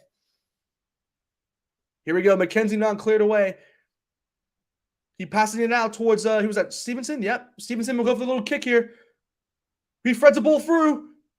Oh my gosh, no one's in the back there. He's missed it. Oh, they're trying to get the ball in the breakdown, but they're unable to. So Crusaders will actually get possession once more back here, guys. Oh my gosh, yeah. NXT saying the only place Crusaders are running is in second place. What is the time? We're now in the 46th minute. 46th minute, guys. 46th minute of this game. Oh my gosh, the Chiefs scored a penalty. They've got a penalty here, guys. Wow, they won the ball. I think Peter Gustin McCullough won the ball for the breakdown. Yeah. Wow, yeah, ball carrier holding on. That's a big penalty there for the Chiefs, guys. That's a massive penalty. And the thing is that McKenzie can kick these penalties, guys. That's the one thing about McKenzie. He's a better goalkeeper. It's kind of what you said beforehand. He can actually kick this if he wants to. But no, he's going for the touchline. Interesting. That's a big call, that. But, yeah, Lachlan pretty happy about that. Yeah. But, yeah, Victor saying, yeah, this is what a final's all about. Tight game. Yeah, exactly. This has been a very tight game, guys, indeed. Very tight game. Unbelievable stuff, guys, I'm watching. I mean, this has been incredible, guys. Incredible. But here we go. Chiefs now have a line of guys on the 22-meter line. So, Samason and Tekalaho, they're throwing the ball here for the Chiefs. Can they do anything from this play? We're in the 47 minutes, guys. Oh, no, but the Crusaders steal it. Crusaders steal the ball. Scott Barrett with a massive steal there for the Crusaders. A massive steal indeed. And now Milwaukee can clear the ball away here for the Crusaders. Unbelievable. And here we go. Sean Stevenson now dropping the ball here, passing out towards Nawa on the right wing. Nawa has a bit of pace here. He's through. It's Nawa. He sidesteps his way through. Oh my gosh, Nawa does very well there. Brad Weber passing the ball out. It's Peter Makula this time. It's advantage here. Advantage for the Chiefs. An advantage. And there you go. Chiefs have a penalty here, guys. They have a penalty. Wow, the Crusaders were offside. They were offside in that play. And this is right in front of the post here, guys. So the Chiefs will definitely take this penalty for sure. 100%. If you don't take this penalty, it's stupid. Wow, guys. The momentum is really shifted towards the Chiefs' favor in this play. Nawa having a great game, by the way, guys. Jeez, yeah. Yeah, Lachlan said, yeah, Victor, but we all want the Crusaders. We all want a big Crusaders win here, of course. Yeah, up the Chiefs, yeah. No, I've had Lachlan, you're by yourself, by the way. I don't think anyone else wants the Crusaders to win. Oh, gosh.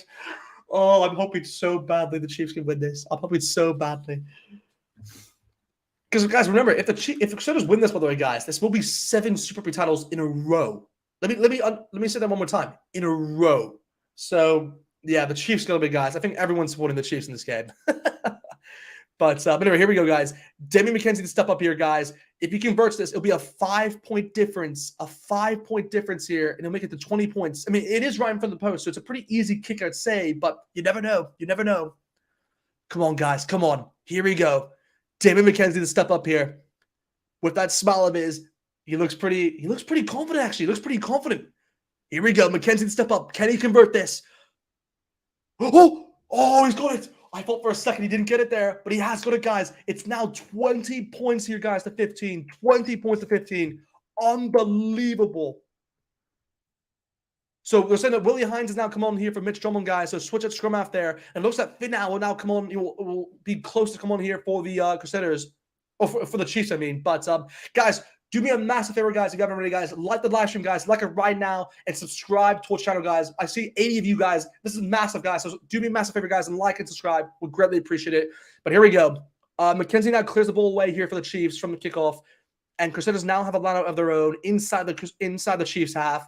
Crusader isn't really happy. McKenzie isn't happy about the placement of that lineouts. But anyway, here we go. We have some replacements here for the Chiefs. It's Ollie Norris coming on here for Aiden Ross. And somebody Finau coming on there for Peter Makula. Some big replacements there. And some very, good timely replacements at least. But Finau, the potential All Black, obviously, for the future, coming on. And Peter Gossoff is playing his last minutes there for the Chiefs, really. But here we go. They do win it for the Lions. Oh, but it's been misthrown.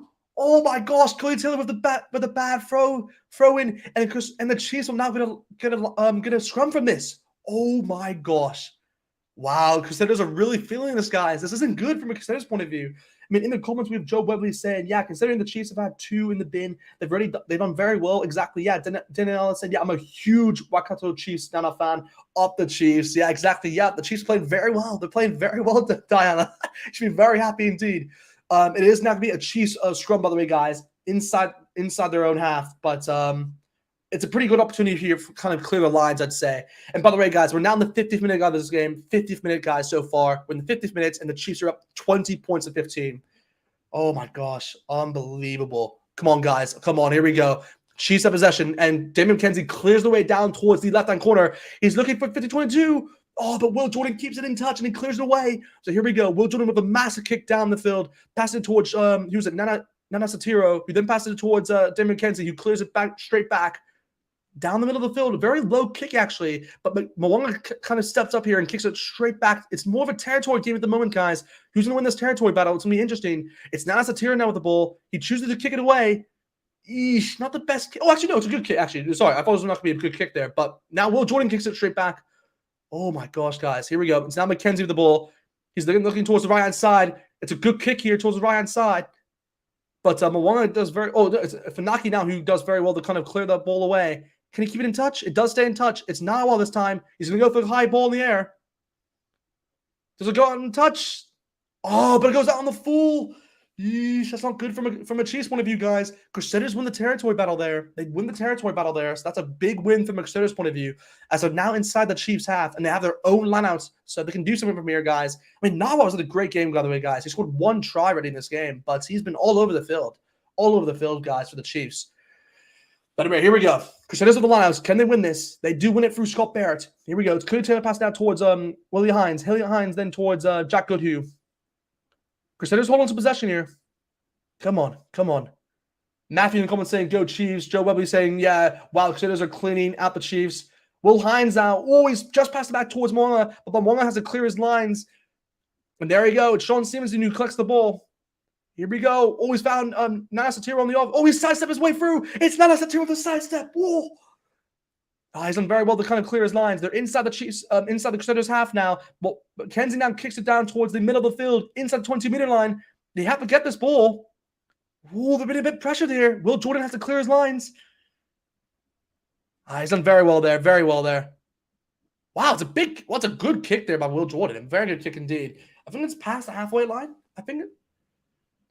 But wow, it was a big tackle there on Lessa Fananku there by Final, I believe. Yeah, a big tackle. I believe Sam Kane also helped him in the process. Oh, no, it was Brad Weber who helped it out in that process. So, yeah, good teamwork from them too. But here we go. It's now going to be a Chiefs lineout, guys. A Chiefs lineout inside their own half. When the 53rd minute, guys, 53rd minute. Here we go. Takalaho, they're throwing this ball. They do. Oh, Crusaders have stolen it. They've stolen it for Willie Hines. So Willie Hines collects the ball there for the Chiefs, or for the Crusaders, I mean. Chiefs trying to overturn the ball from the breakdown, but unable to. So Crusaders hold on to possession here, guys. They hold on to possession. It's Scott Barrett who holds on to it, driving the ball forward a bit, trying to create a bit of a situation here with a penalty, but unable to. So Will Hines will now step up here for the box kick.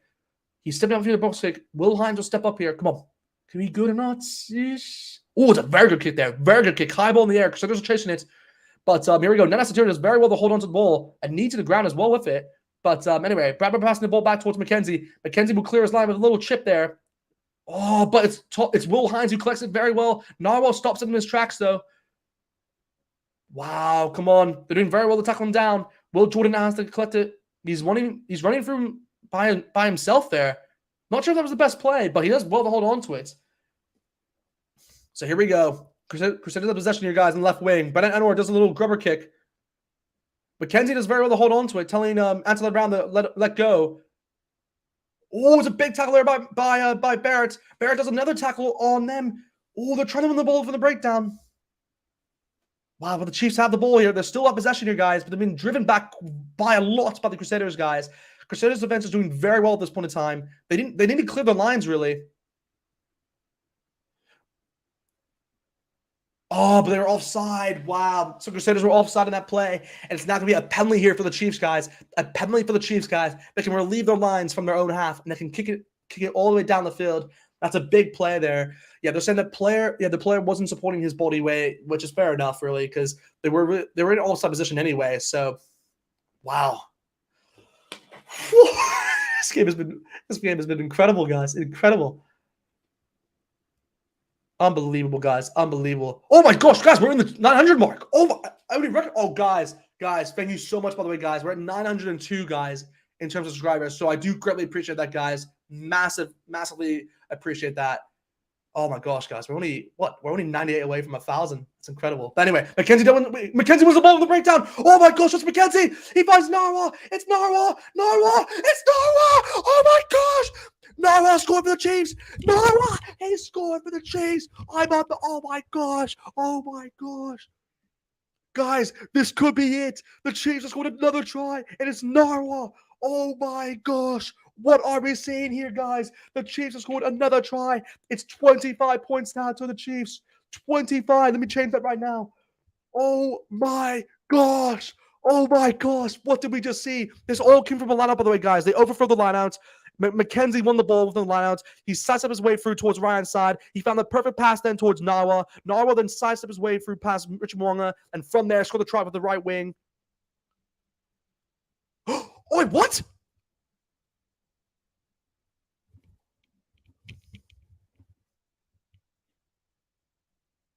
Oh, guys, they're looking at the team out for something here, guys. So hold on. Wait, we need to hold on here.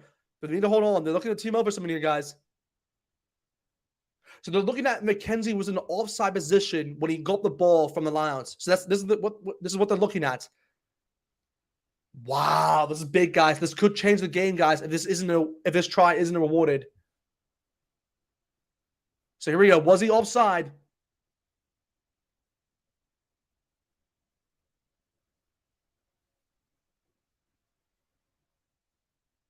Will it stand or off?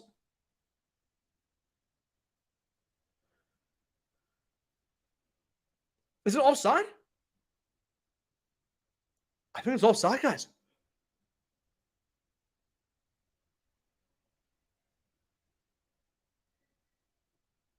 Wow, it's no try. It's no try. Oh my gosh. Wow. I mean, they're saying it's an easy decision, but it looked pretty close to me. Very close. Oh my gosh. So but what a try that was. Oh, so the Sim McKenzie was already moving in the play, so it counts as really offside in that position. Wow, that's massive. That's a massive decision, guys, in this game, because it now allows the Crusaders back into it. And now the Crusaders have a penalty, guys. And they're now inside the Chiefs' 22-meter zone so they can actually score a try here. Oh my gosh, guys, that could be a key play in this game. I mean, yeah, Joe said, yeah, great try, hard luck, exactly. But now the Crusaders have an opportunity here, guys, to get back front in this game. Oh, I am lost for words, guys. Lost for words. Ruth Carter saying, yeah, hello there, Cowboys and Rugby Rockers. Hamish and Timmy, yeah, good to see you, of course. But here we go. Crusaders have won the lineouts, and they've created them all. Gardner, by the way, is on for Havili, but they have created this more. They're pushing forward here. It's Cody Taylor. Oh, they're going to score here. They're going to score. Oh, no, he's been taken down. But it's advantage. It's advantage. Crusaders have the opportunity here. Can they score? No, I think it's been held up. No, I think it's been held up. Wow, it's been held up there. So there was side entry there, so it will be a penalty here for the Crusaders, but they have stopped the Crusaders from their first attempt. So done very well in that sense. But yeah, Ruth Carter saying, yeah, I'm back. Made ham and cheese, got this. Yeah, my heart is beating again. It's not dead yet. With coffee and melted chocolate. Good to hear. No, exactly. Yeah. Wow. This is massive, guys. This is massive indeed. Come on. Here we go. Crusaders will go for another line out here, guys. They want to get this try, guys. They want to get this try badly. Ruth is spawning the Crusaders, I see. Tupo Vala getting a treatment here at the moment, guys. So just a bit of a water break. So as there is a water break, I will have a bit of a water break of my own. Let's have a quick water. Oh my gosh, Lachlan saying, win it for me. Yeah, exactly. My gosh. I just can't believe that, because if the Chiefs scored that try, guys, I actually do think they would have won this game. But because it's now been reversed, it's really open. It's really open in terms of who wins the game now. But yeah, no, Lachlan saying not only a try, but the conversion too. Yeah, Ruth Carter saying, what? Crusaders rock? Yeah, Crusaders rock. That's all I got from that. But here we go. Crusaders have won the lineouts, and they're going forward. It's Tom Christie. Has he been? Oh, he's been stopped though. He's been stopped. Has he scored? Oh my gosh, I think he's been stopped. Has he scored? He's short, they're saying. They're saying he's short. Oh my gosh. It's been held up again.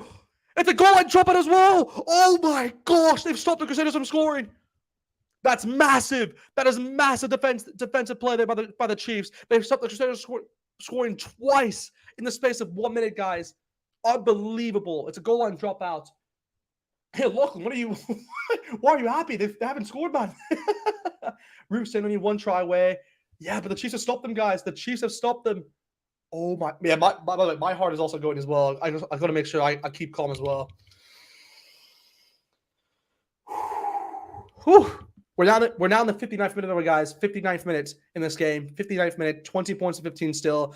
Crusaders have the ball once more for that goal line dropouts, but here we go. Oh, it's a penalty for the Chiefs! It's a penalty for the Chiefs! Negava wins the ball for the breakdown. Oh my gosh, that's a massive penalty there. It can now relieve the lines for the first time in a while. Wow, that's in the ball carrier was holding on. That's a massive penalty there. A massive win there for the Chiefs. Yeah, Joe was saying, how did they not score there? Great defense. Yeah, Lachlan saying, no, I'm saying come on and not score, not in the way Crusaders score. Don't worry about it. I got what you meant. Understand. But here we go. Chiefs not meeting up the field now, so they're entering into the Crusaders half for the first time in a while. But yeah, Lachlan saying, yeah, I just can't believe that we didn't score. Ruth saying, yeah, where's the Crusaders magic? Yeah, it's nowhere to be seen at the moment, guys. Chiefs are holding on very well here. They're holding on very well. It's unbelievable what's happened so far here, guys. But I think Josh Roney is now coming on, by the way, guys. So and Alcoy is now coming on, by the way, as well. So Brad Weber is now off the field. Wow. So Ratima, that's his last minutes there for the Chiefs, guys. So Takalaho does win the ball there for the Chiefs. Ratima now winning the ball there for the Chiefs, holding the ball, holding possession for them. So Ratima is now on the field, and Alcoy is on, I believe, for Tupa Valai. So there you go. That's the substitutions made. But there you go. Chiefs hold on to possession here, guys. They're at the 10-meter line. They're pushing forward here. You know, the ball's there, they're saying. They're trying to win the ball. Ratima now going for it. They're saying that they use it. Here we go. Come on. Passing out quickly, Ratima. Passing towards Alcoy, the other substitution. Come on. Here we go. They need to get rid of this ball here. They need to kick it out. McKenzie going for a little chip here. Ooh, he's done well. Oh, but it's gone back. It's now, who was that? Is that Dominic Garner? Yep. Oh, I think the Chiefs have won it. No? Oh, okay. Well, Josh Maloney, by the way, has replaced Nana Satiros. That's the other substitution. But wow, there you go. So the Crusaders actually have now won a scrum here, guys. Crusaders have won the scrum, guys, in the 61st minutes here. Ooh, that's a big play there. That's a big play there. I'm just... Whew. Unbelievable. But yeah, Victor saying in the comments, oh, no, yeah, so Ruth said, boom, come on, Richie Monga, don't care who wins, but great game. Ratima, not a bad replacement. Yeah, wow, the Chiefs are throwing everything into it. Awesome work ethic. Exactly. Yeah, no, the Chiefs' work ethic has been sensational in this game, guys. They've just, you can't say anything negative from their point of view, guys. The only thing negative you could say was from the very start, when the discipline was a bit off in terms of, like, you know, because they've had 2 yellow cards, by the way, guys. Remember that. They've had 2 yellow cards in this game already, the Chiefs. But since then, they've been definitely the more dominant team, and the momentum is definitely shifting in their favor. But here we go. Crusaders have the scrum, and they've won it. Will Jordan on the right wing now pushes it up. He's past the halfway line. Will Jordan gains a lot of territory there for the Crusaders. He's done very well there in the process. Chiefs trying to win the ball of the breakdown. It's fine. They're saying it's legal. Sam Kane holding up Will Hines. Oh my gosh, come on. Nope. Crusaders hold on to possession. They almost won the ball there. Well, here we go. Will Hines now holds the ball up here for the Crusaders. Passing back towards, who was that? Fanaki there. Will Hines now distributing the ball towards the left-hand side this time. Passing towards Dominic Gardner. Will Hines then towards Mwanga. Mwanga then towards Lester Fananku. Ooh, Chiefs defense holding up very well here. Samitani Takalaho driving them back. Ooh, they're trying to win the ball of the breakdown. They're trying to overturn it. But Cody Taylor holds on to it. Oh, he does very well there to hold on the ball there for the Crusaders. And there he goes, a penalty for the Chiefs. It's a penalty for the Chiefs. Unbelievable. Oh my gosh. That's massive there. That's massive play by the Chiefs, guys. They've suckered in the Crusaders defense. They held on to their own, and from there won the ball for the breakdown. Unbelievable defense there by the Chiefs. Their counter work has been brilliant. I mean, that's a great counter work there by the Chiefs. And from there, they're now in position now to clear their lines once more and get the ball back into the Crusaders' half. Wow. So here we go. McKenzie now kicking the ball up into between the 22-meter line and 10. I mean, that was a great play overall from the Crusaders. They did pretty well to hold on to the ball originally, but I think it was Ollie Norris who actually won the ball for the breakdown. So, yeah, fair enough. I mean, yeah, Ruth Carter saying, yeah, how's Sam Kane doing? Any late nights? He's quite tough. Sam Kane is having a brilliant game. He's in a brilliant game. But here we go. Luke Jefferson wins the ball there for the Chiefs for the lineouts. Anthony Brown now going for himself. So they're passing towards the left-hand side here. It's Final this time, driving the ball forward there for the Chiefs. Rati now passing in towards Samisoni Sakalaho. They're into the 22-meter zone here, the Chiefs. Rati now passing towards the right-hand side this time. It's Al Kui then towards Nawa. Oh, towards Josh Roney, I mean. Wow. Josh Roney doing pretty well there. But the ball's been taken down there, so it's now Ratima then passing towards McKenzie. Oh, but it's a bad pass. Oh, but McKenzie does very well to hold on to it. Wow, he goes back into the 22-meter zone. Wow, that's massive there by the Chiefs. They did very well to hold on to it. That could have been a very big, costly mistake there, but they've done very well to recover. Here we go. Chiefs still in possession here, guys. We're in the 65th minute. 65th minute here, guys. So 15 minutes left in this game. 15 minutes left in the game. Chiefs are holding on to possession so far. Clearly Taylor trying to disrupt the ball from the breakdown, but unable to. Here we go. Ollie Ornstein driving forward. He's now entering into the 22-meter zone once more for the Chiefs. Unbelievable. They're trying to win this. They need a penalty, really. That's what they really need, because if they get a penalty, then they're one try no matter what separated from this game. Whitelock trying to get the ball, but there's no penalty being given so far. No advantage so far. Chiefs holding on to their own. It's Nekavell this time. Starts his way through. He's done very well in that chance. Come on. Come on. Here we go. The Chiefs really want a penalty here, but they're not able to get one. Ooh, done very well to hold on to it. Sam Kane's then found Anton Brown. He sized up his way through, back into the play, making sure he doesn't get picked out, essentially. Oh, but Crusaders have stolen it. Crusaders have stolen the ball here, guys. Oh, my gosh. Yeah, Joe Webber saying, yeah, what a great pickup there by D-Mac. Yeah, exactly. Great pickup indeed. Unbelievable, guys. So Crusaders have possession here, guys. They can now kind of relieve their lines, essentially, with this kick. I think Will Hines, will he go for the box kick here? Yeah, it seems he's going for a box kick. So there you go. Willie Hines has a good box kick there for the Crusaders to relieve the pressure. But there you go. It's D-Mac once again bringing the ball forward there for the Chiefs. Ooh, it's a big takedown. Lester Van Anke trying to win the ball. And he has. Wow, he is so good at that. He wins the ball cleanly. A clean win in the breakdown for Lester Van Anke. And there you go. Crusaders have possession here. It's Enor now this time, passing towards Will Jordan. Will Jordan then passing out wide, then towards Fidaki this time. Ooh, it's a big tackle there on Fidaki. Oh my gosh, guys. 14 minutes left in this game. Mwanga then finds Barrett. Barrett then towards Tamati Williams. Oh, they have numbers on the left here, guys. They have an opening here. It's Tom Christie towards Lester Van Anke. Ooh. My gosh, guys. This is unbelievable play. Crusaders are still in this, guys. They can win this game easily. Oh my gosh, here we go. I think the momentum is now shifting towards Crusaders here, guys. Oh, they almost won it with a breakdown there, the same through Ritalik, but unable to get the ball. We're now in phase 6 here, guys, for the Crusaders. Whitelock now holds onto possession here for the Crusaders. They're into the 10-meter line here of the Chiefs' half. Lachlan says, I will cry with happiness if we win. Come on, here we go. Here we go. Have they won it? Nope, the ball's there. The referee wasn't almost going to give advantage there, but didn't seem it was the right timing. So Lester Van Anke's now driven the Crusaders into the 22-meter zone. Here we go. Wow, come on.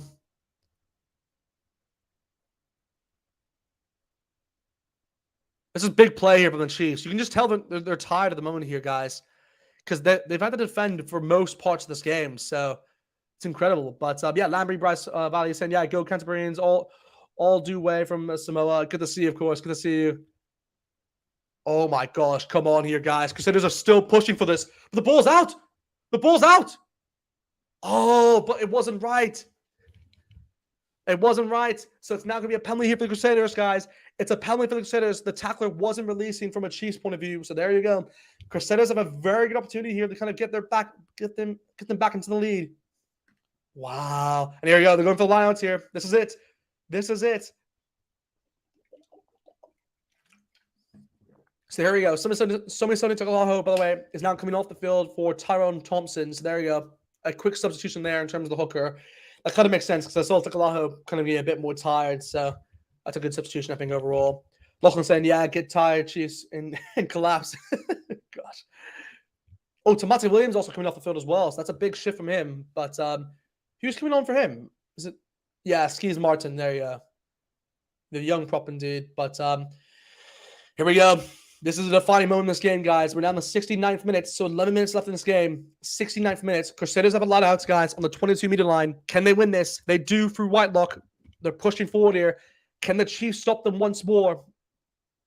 Oh, my gosh. They're going back a bit here, the Crusaders, but the Chiefs are holding strong. Cody Taylor might have to detach here. He does. He does go off it. He's taking a meter short here. Oh, they're doing pretty well to hold on. It's advantage. They're offside. He's short of the line. Oh my gosh. Scott Barrett at this time. Oh, he stopped once more. He's short. Oh my gosh, it's been held up, but there was a penalty. There was advantage there for the Crusaders, by the way, guys. So there's still another opportunity here, but the Chiefs have stopped them. They have stopped them. Wow, this is unbelievable, guys. This Chiefs defense is holding up very well here, and the Crusaders know it. Yeah, Lachlan saying, yeah, I can't believe how close this game has been. Penalty try, please. Would have been nice. Yeah, but it's not a penalty try in that situation. I mean, look at this. How many errors? 5 for the Crusaders, 3 for the Chiefs. Turnovers conceded 9 for the Crusaders, only 4 for the Chiefs. So, yeah, jeez. But anyway, we're going for another lineouts here, guys. Another lineouts here. Kind of what you expected, really, in this case. Guys, like the video, guys, right now if you haven't already. We have 76 of you guys on. Like this video, guys. We greatly appreciate this. And subscribe to our channel, guys. Subscribe. Come on, guys. This is a Super Rugby Final, guys. We greatly appreciate this if you can subscribe right now. But here we go. 10 minutes left in this game, guys. Well, 9 minutes technically left. 9 minutes left in this game. 9 minutes left. Crusaders with the lineouts here, guys. Cody Taylor from this ball. Can they win this? They do win it there through Sam Whitelock. It's a clean win. Cody Taylor driving ball to forward. Oh, but it's been taken down. Yep, it's going down. But it's down by red, they're saying, so it's not by the Chiefs. Oh, they're still going for it, the Crusaders. They're still going for it. It's advantage here. It's advantage. And there you go. Sam Kane has gone through. It's going to be a card here for Sam Kane. Wow, the ball was not announced. Oh my gosh, it's going to be a yellow card here for Sam Kane, guys. So for the rest of the game now, the Chiefs will be down to 14 men. That's a big play, and that's massive for the Crusaders, by the way, guys. That's massive.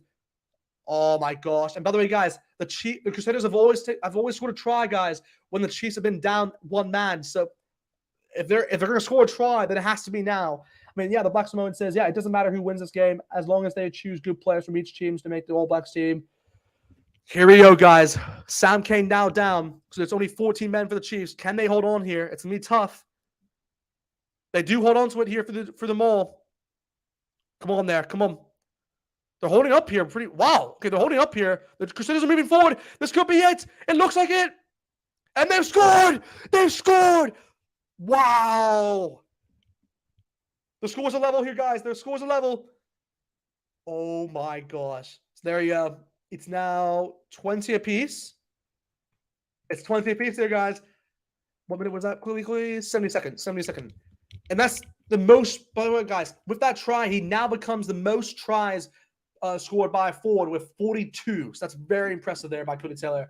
But that was the 72nd minute, I think I said. So let me just quickly put that down before I react to the comments. 72nd minute. Yeah, I mean, the momentum was in their favor, really, because after that, after the yellow card, I mean, they were just really in the right place, really. So, yeah, it makes sense, really. There you go. Okay. So, obviously, they still have a conversion to come here, guys. But let me just go to the comments. Landry Bartol saying, yeah, back Samoa. Yeah, if the Crusaders win, thank the cards. The only reason. Yeah, look, let's say, let's go, baby. Well, let's see if we can convert this. Remember, Mwanga hasn't been perfect today. I mean, he's got 2 out of 3, but he hasn't been a good kicker throughout the season. So, oh my gosh, guys. If the scores remain level, this is going to be unbelievable. But if Mwanga steps up here and converts this, the Crusaders are in the lead. And all that needs to happen is a Chiefs penalty to win the game. Well, to get the penalty. So everything's on the line still, even if he gets this. Oh, there you go. He's converted it. He's converted it. Oh my gosh. Crusaders take the lead. It's 22 points to the Crusaders here, guys. Oh my God, I've lost for words. I'm lost for words how good this final has been. Here we go. So Chiefs want to take this quickly, really. They need to win. They need to win this in the breakdown. Remember, they're down to 14 men, guys, the Chiefs. So they have to win this through penalty. They need a penalty to win this game, guys. And there's only, 6 minutes left in this game, guys. 6 minutes left. So here we go. Crusaders win the ball from the kickoff. Come on. Oh, this is going to be tough here, guys. So Will Hines will look to pass it back. No. Oh, he's going by himself. Was that the right play? I'm not sure. Okay, they haven't won it in the breakdown. So Crusaders still have possession here, guys. They pass it back towards Mwanga, who clears it away there for the Crusaders. So here we go. It's now McKenzie this time. He's going to run up here for the Chiefs. Chiefs, he brings it up there. That's good play there. Good play there by McKenzie. It's advantage. It's advantage for the Chiefs. Oh my gosh, it's advantage for the Chiefs. They have advantage here, guys. Oh my gosh, they have penalty advantage there. A new advantage for the Chiefs. This is unbelievable. Oh, it's a through ball. It's not the offload. Well, no, he receives the offload, but great passing. Oh my gosh, guys. Come on. Wow, Monga does very well to cleanly win that, but it's a penalty for the Chiefs here, guys. Oh my gosh, guys, on the halfway line. We're on the halfway line, and they have a penalty here. Oh, they got McKenzie can do this. Come on, McKenzie.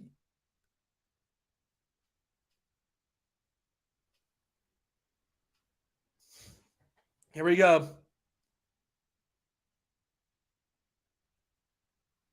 McKenzie trying to win a 3 meters in there. But here we go. McKenzie will go for the penalty kick here. Oh my gosh, guys. Guys, by the way, he can kick this, guys. I have seen him kick from this distance. It just matters if he's accurate. So it's going to be interesting. Yeah, Lachlan says you have to take that, but hopefully he misses. Yeah, Joe, there's a chance for the Chiefs. Yeah, exactly. Oh my gosh, guys. I'm so nervous, guys. Most of the Crusaders points came from when the Chiefs were down to 14. They don't deserve the win. Yeah. I mean, it's a fair point. It's definitely a fair point for sure. But here we go, guys. McKenzie to step up here, guys. We're in the 76th minute, guys. So 4 minutes left in this game. We're 52 meters out, guys. 52 meters out. It's a bit to the left of the middle. So it's in the middle of the field, but just a bit to the left. So he can definitely get this. He has to put a bit of bend onto it, but he can definitely get this. We've seen McKenzie get this before, guys. I don't even know if I can watch this. This is a defining kick here, guys. With 85 of you guys watching, guys, here we go. McKenzie to step up here. If he converts this could be a Chiefs win and take down the Crusaders. Can he do it? Can he do it? It's a long kick. Oh, but it doesn't have the distance. Oh my gosh, it doesn't have the distance. So Crusaders cleared away. Wow, that's big. So there we go. It's going to be a line out. It wasn't, he didn't get the distance. He didn't get the distance. Wow, it's massive. That's a massive miss there by McKenzie. And there we go. It's not going to be a Chiefs line out no matter what, guys, here, because they have kicked it. But it's now, but by the way, guys, we still have a lot of time here. So we could have another penalty kick here. But the Crusaders just need to get the ball back. They need to get the ball back, essentially. Alex Nenkaville, by the way, is now off the field, by the way, guys, for the Chiefs. But here we go. Chiefs with the lineouts here. Can they win this lineout? They don't win it. Oh, they've missed it. It's a knock on there for the Crusaders. It's a knock on by the Crusaders. So Chiefs will have possession here, no matter what. I would take the knock on. I would take the knock on easily. But here we go. Come on, they need to move out here. The Crusaders are holding up here. Oh my gosh, guys. 2.5 minutes left in this game. 2.5 minutes left in this game. McKenzie with the ball now. He's moving out wide. The ball's been passed back. It's Nawa this time. He's running his way through. Wow. A big tackle there by, who was that, Cody Taylor? Oh, by Skiers Martin. But they've been pushed back into their own zone here. Not where they want to be, really. Wow, Crusaders, guys. I think they could win this. I think they've won it. Oh, but they're close to winning the ball in the breakdown. Come on. Here we go. Can they do anything from this play? Come on, here we go. 2 minutes left in this game, guys. 2 minutes left in this game. I'll be honest, guys. This looks like Crusaders are going to win this. They're pushing the Chiefs back into their own half here. Well, into their own 22 meter. So, oh my gosh, guys. Remember, the Chiefs are down to 14 men, guys. Just keep that in mind. But here we go. They got to win a penalty here. They need a penalty here, essentially, the Chiefs. If they want a chance to win this game, they have to get a penalty. But here we go. They're going out wide here. It's Sean Stevenson this time. Here we go. They still have possession here, guys. They still have possession. Oh, my gosh. Come on. It's Nawa this time. Oh, my gosh. It ain't over until the fat lady sings. Yeah. Oh my gosh, 1 minute left in this game, guys. 1 minute left. Crusaders still have the lead. Oh, but the penalty for Crusaders. Oh, that's it, guys. That could be it. That's it. That's it, guys. Wow. That is it, guys.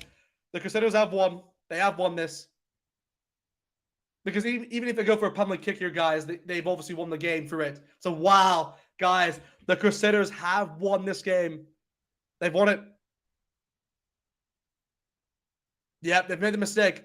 Scott Barron pointing towards the post. Yeah, even Sam Kane knows it. Wow. That's it. That's it, guys. That is the game. I can't believe how unlucky the Chiefs have been, guys. I'll be honest, guys. They actually did deserve to win this game, the Chiefs. Normally, you could say one team deserved it.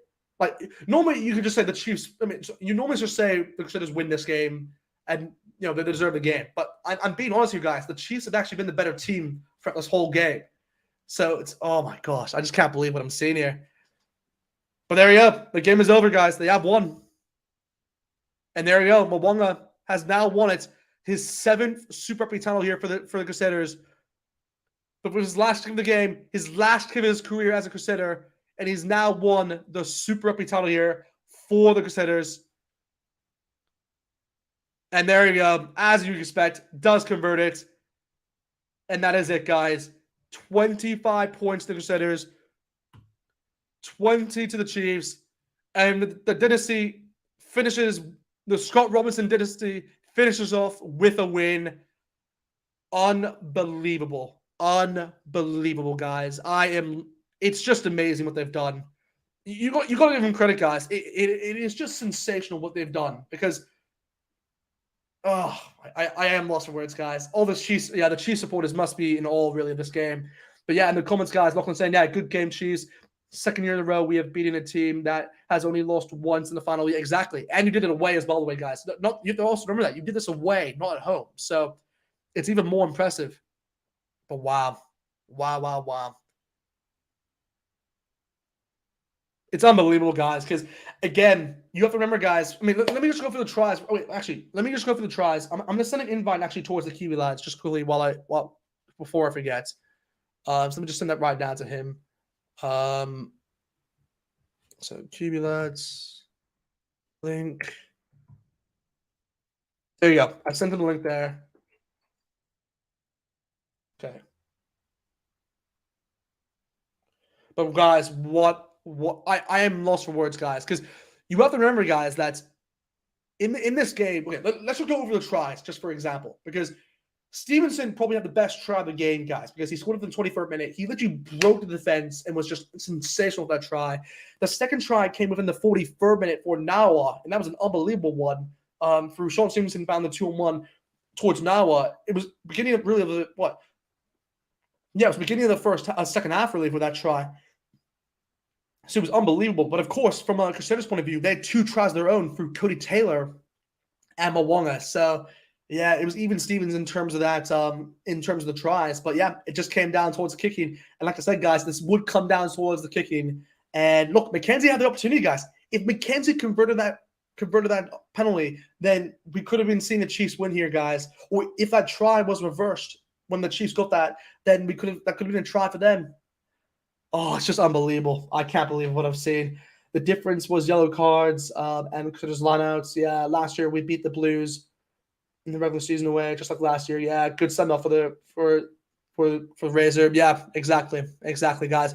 Guys, can you do me a massive favor, guys? I would greatly appreciate this. If you guys can like the live stream, guys, right now, if you haven't already, like the live stream, guys, right now, and subscribe to our channel, guys. This has been sensational. I am lost for words of what I've just witnessed. We're at 906 in the moment, guys. Oh my God. I just can't believe that Crusaders actually won this. They have a winning culture. You can't stop that winning culture. It's unbelievable what they've done here. But yeah, Lachlan saying, yeah, Chiefs deserve a lot of credit. They pushed us all the way. Yeah, they really did. I mean, look, at the end of the day, I'm not see you. I'd always say this phrase, and we're saying at the end of the day, the best team won. But guys, in all honesty, the Chiefs were actually the best team in this game. So the Crusaders actually have got. Oh my god, I can't believe this. Like this has been incredible. New Zealand rugby is strong. Yeah, exactly. No, it is very strong. But at the same time, you can also make the argument that it's falling because Crusaders have won for so long now that because it's now become really uncompetitive, really. So the competitive balance of this league is very down the hill because only one team has won it in the last 7 years now. So in my opinion, I actually wouldn't say New Zealand rugby is strong. That may be a bold call, but it's kind of what I'm thinking. But wow, that's unbelievable, guys. But yeah, Crusaders win the Super Rugby title. I just I can't believe it. I literally can't believe it. Yeah. I mean, guys, I will ask, we will do this very shortly when Hamish comes on. But let me know in the comments, by the way, guys, who was your man of the match for this game? Let me know in the comments right now who's your man of the match, because we will be talking about this very shortly. But I hate this as a Blues fan because it's like the Crusaders have won again. They won again.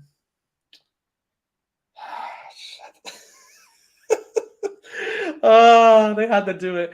They had to do it, of course. Yeah, Blues and Nets saying unlucky 14. Exactly. We have Maritza saying well done. Joe was saying, yeah, in certain areas we are strong, but some key positions we are weak. Yep, that's very true. That's very true. Yeah, you can tell Brad Weber's lost for words, really. This is the last game, by the way, for him, for the Chiefs. So it's definitely not the way he wanted to finish it. Yeah, I feel bad for him, really. Really feel bad for him. Yeah, Lansbury Russell saying, I always do, Crusader. Yeah. I am lost for words, guys. But here we go. We do have the Kiwi lads who's going to come on in the next 5 seconds here. He looks refreshed. But yeah, let me just do this quickly. And let me just go to this. And voila. There we go. Hello. How's it going? I'm not very sensual, am I? One moment. There we go. No, you're good, man. You're good, man. So yeah, what do you think about that game? Well, it was a roller coaster, wasn't it? It went up for the Chiefs, down for the Chiefs. Crusaders in that last 10 minutes. It's always a tricky 10 for any side that faced them. The Chiefs, though, those early penalties, they were just rapid fire, weren't they? And I think 3 yellow cards, was it? Yeah, 3 yellow cards. 1 to Sam King at the end, 1 to Luke Jacobson, and 1 to who was the other one too? It would have been Anton Leonard-Brown. That's it. That's Leonard-Brown. Yeah. So yeah, they really just got them. That's the thing is that the Crusaders really just capitalized on that yellow card situation because all the tries they scored was during that yellow card time, really. So yeah, it's just one of those games where, again, this final definitely lived up to the expectations 100% because even our predictions beforehand, I mean, I think you were very close of your prediction, actually, because you said something like, you said like I think 22? I said 21-16. I think I went Crusaders by 5. I said like 22-19. So like, we're kind of a bit off, but they did better than what we actually expected because both teams are actually a bit closer in terms of the 20 mark. But I'm like sweating here. I'm just lost my words for what we just saw. But yeah, I mean, again, let me know in the comments, by the way, guys, what you guys think. But yeah, to shut the sports. Cards got the cost of the Chiefs. Yeah, exactly. But first of all, let me know what you think in terms of the player of the match. Who do you say was the player of the match for this game? I know it's very tough because both sides are actually very impressive. But what do you think? I would have had a Moni Nawa if the Chiefs had won. I think they had a pretty solid game out on that right wing. I agree. Crusaders, Cody Taylor, once again, very solid for that rolling maul, getting over the line a few times. I mean, Moonga also stepped up at times throughout this game. Oh, he was brilliant. As well. Yeah. But I wonder whether or not it's ended that debate of Moonga or McKenzie. I feel like people still have it. Maybe a little bit of both in terms of who's going to be that fly half option. Yeah, I think it's always been Mwanga. In my opinion, even like when I did my starting lineup for the Rugby Championship, I put Mwanga at 10 because he has shown it time and time and again that he has been the best fly-half within Super Rugby. And he is, in my opinion, guys, he is definitely the best fly-half in the history of Super Rugby. I would love for someone to like tell me that he isn't, because for what he has done, he's won 7 Super Rugby titles, and guys, in a row. In a row. Do you guys understand how? It's mind-blowing what he's achieved, obviously, at the Crusaders. And, I mean, a lot of these players from both the Chiefs and Crusaders, obviously, this was their last game in terms of Super Rugby, because we had, like, what? For the Chiefs, we had, what? Brito Italic. We had, what was it? Nankiville. We had Brad Weber. We had Peter Gustus Makula. All of them from a Chiefs point of view who are leaving this year, or literally after this season.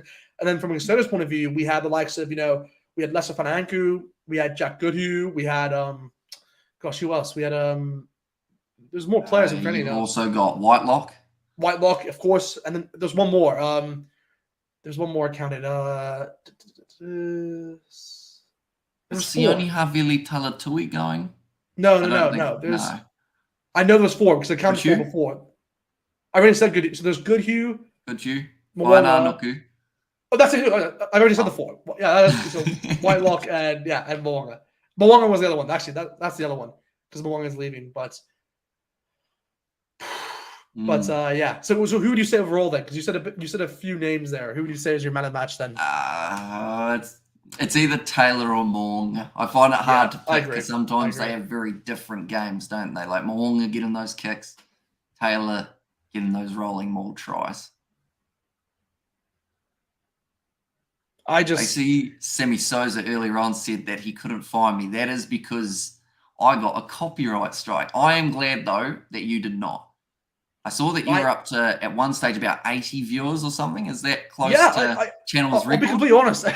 For this game, guys, again, you have to remember, guys, that I'm happy to admit that I'm definitely one of the smaller YouTube channels in terms of the rugby community. But when we got to 80, I was like, what is happening here? And then someone in the comments was also just saying, yeah, Hamish, he's not streaming. I was like, not streaming? What do you mean? Like, yeah, he got taken. I was like, taken down. And I was like, oh my gosh, what's happening here? Because at the same time, I saw that I saw, because it's what you do normally, is that you always start it a bit earlier than me anyway.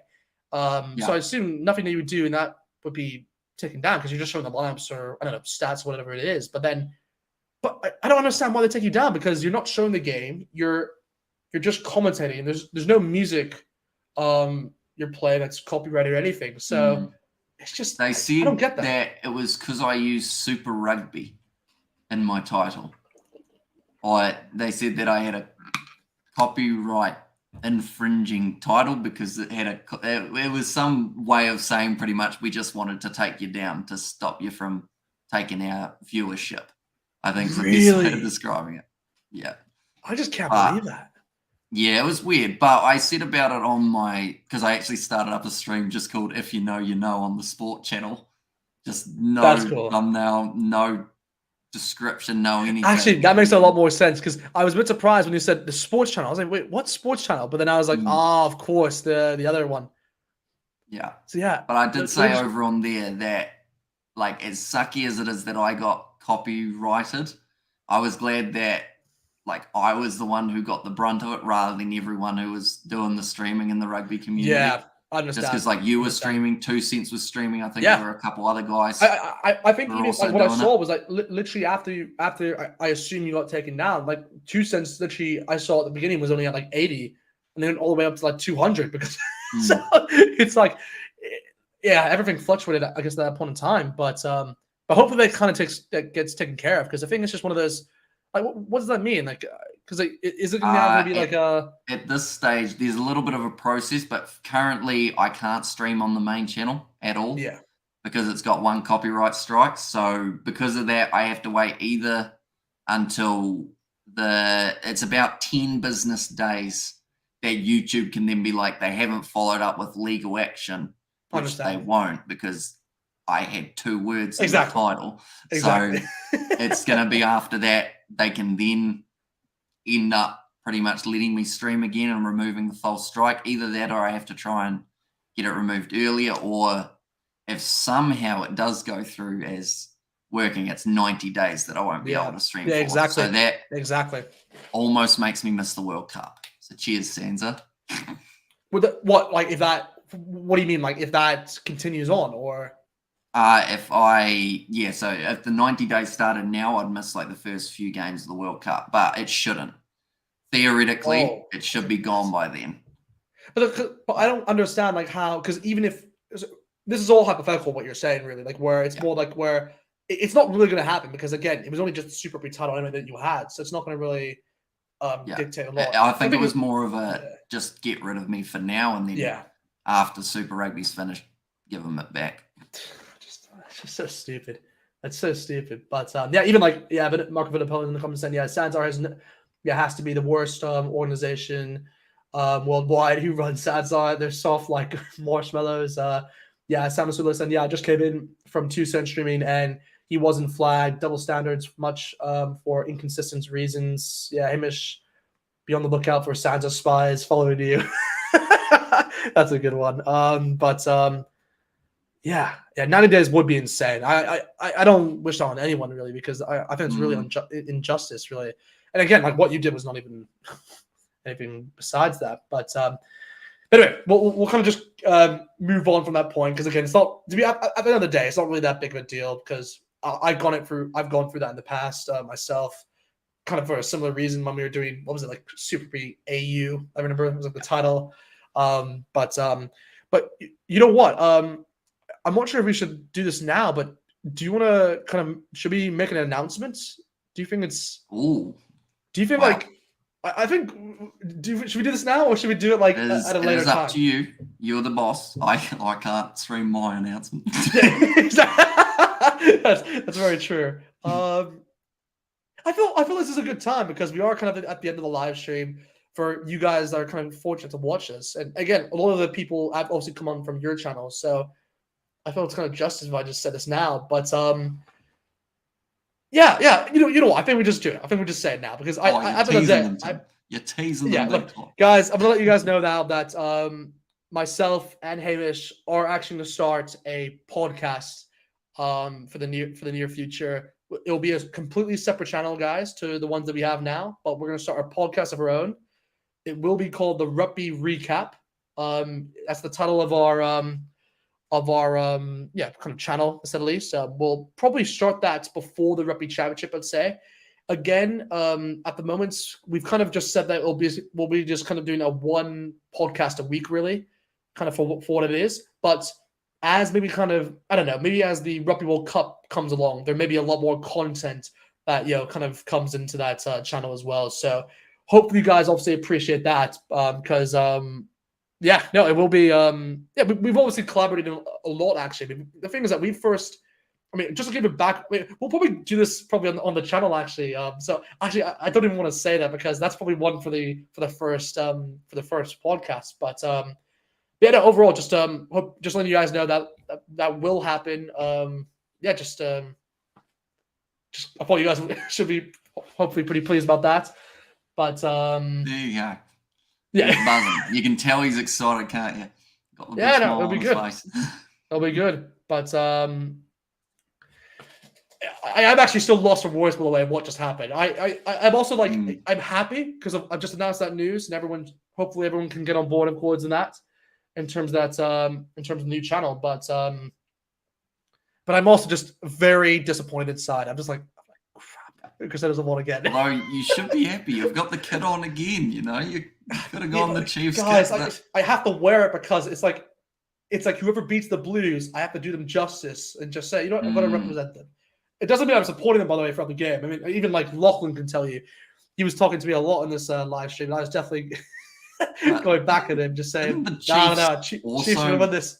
Didn't they also beat the Blues twice? I don't even think they only beat them once this year, did they? I don't remember actually. Play them twice. That's what I'm saying. I don't think they played the Chiefs. We didn't play the Chiefs at home this year. That's a shame. Which is odd because I always forget. I don't understand that because I think what happens is that one of the games we play, it's like for every New Zealand side, you only play them out of the 4 rest of the 4 New Zealand sides, you only get to play out of all those teams, 3 of them you get to play 2 times, but for one team, it's only once because, of course, the other time you'll be playing against, I believe, Mod Pacifica. I think for what it is, I think that's kind of how it works. Yeah. I could be wrong in that sense because maybe it changes, yearly as it goes. Because I know the year before we beat the Chiefs twice last year for what it was, but then it just changes. I don't know what to say, but yeah, no, in the comments, just go through that. Everyone was saying, Citizens winning again isn't good for the comp. Makes it very predictable and boring. Yeah, no, I was talking about this before you came on. Like, what do you think? Like, in terms of like now that the Scott Robinson era is now, I guess, officially ended.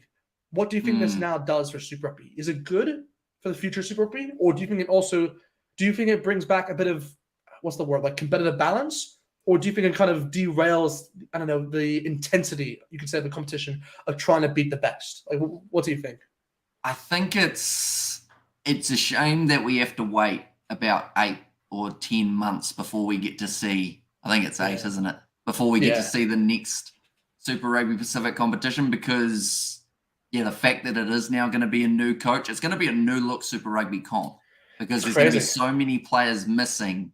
So I hope even with this victory for the Crusaders, like it doesn't mean that everyone's going to give up on the Super Rugby comp. Like it's a nice way to send Razor off, of course, if you're a Crusaders supporter. Exactly. He's done a lot for that Crusaders side and, having momentum heading into his All Blacks jersey as the skipper, or sorry, not as the skipper, as the coach, then that kind of, I think, benefits them, but it's just that Super Rugby's the one that takes the dagger for until then. Exactly.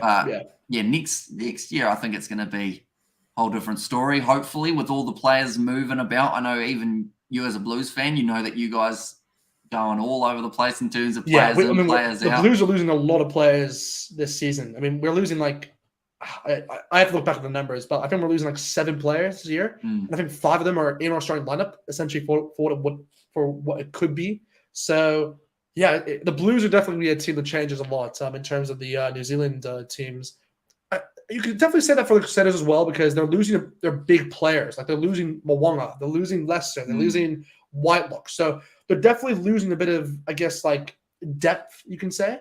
But at the same time, with the Crusaders and Chiefs, they're probably the best 2 teams in the comp where they're so good in developing talent that they can just, in an instance, just create the next guy really for him. So I think it'll be easier for them too, because again, the Chiefs, like we said, are also losing players. I'm trying to think from a Hurricanes and Highlanders standpoint. I think they're pretty. I think Artis Sevilla is leaving, obviously, but only for a year. He'll come back, obviously, because he's doing a sabbatical in Japan. Highlanders, I mean, they're losing. Highlanders are losing Josh Dixon as well. So, that's another one. Yeah, they're losing. Aren't they losing Miketa Tudu as well because he's off to Japan. Yeah, so all the sides are starting to they are actually losing those transfers, aren't they? Tom Robinson, big red from you boys. Yeah, I'm so sad that he's leaving because he kind of like if there's a player that resembles the Blues, it is kind of him because he's been he's been there for a while. But I think he's actually I could be wrong with this, but I think he's actually going to the same team as Moana. And also the same team as Josh Dixon, I think. Is that the case? Yeah, because it's like Toyota Verabits. I think it's. Yeah. I could be wrong with that though.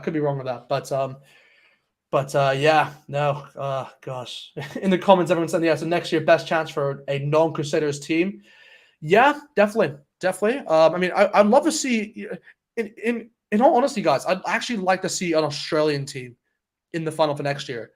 I think that's what I'm hoping for next year. And because again, there's always this heated debate between Australia and New Zealand in terms of if Australia deserves to be in the Super Rugby comp and if they should just create a separate competition with New Zealand. But at the same time, I think Australia adds a different element to the competition because I think, like, as we've seen before in the past, when we had, what was it called? The not the Tasman. What was it called? The one before? The Super Rugby was it Super Rugby AU, that one? Well, that's the Australian version, but what was the New Zealand version? Aotearoa. Aotearoa. So within that comp, I mean, we just saw the competition was at a very, very high level. So I'm not going to disregard how good the rugby was during that time. But at the same time, you obviously kind of knew who was going to win even more because the Crusaders were they've always had the edge over every New Zealand team.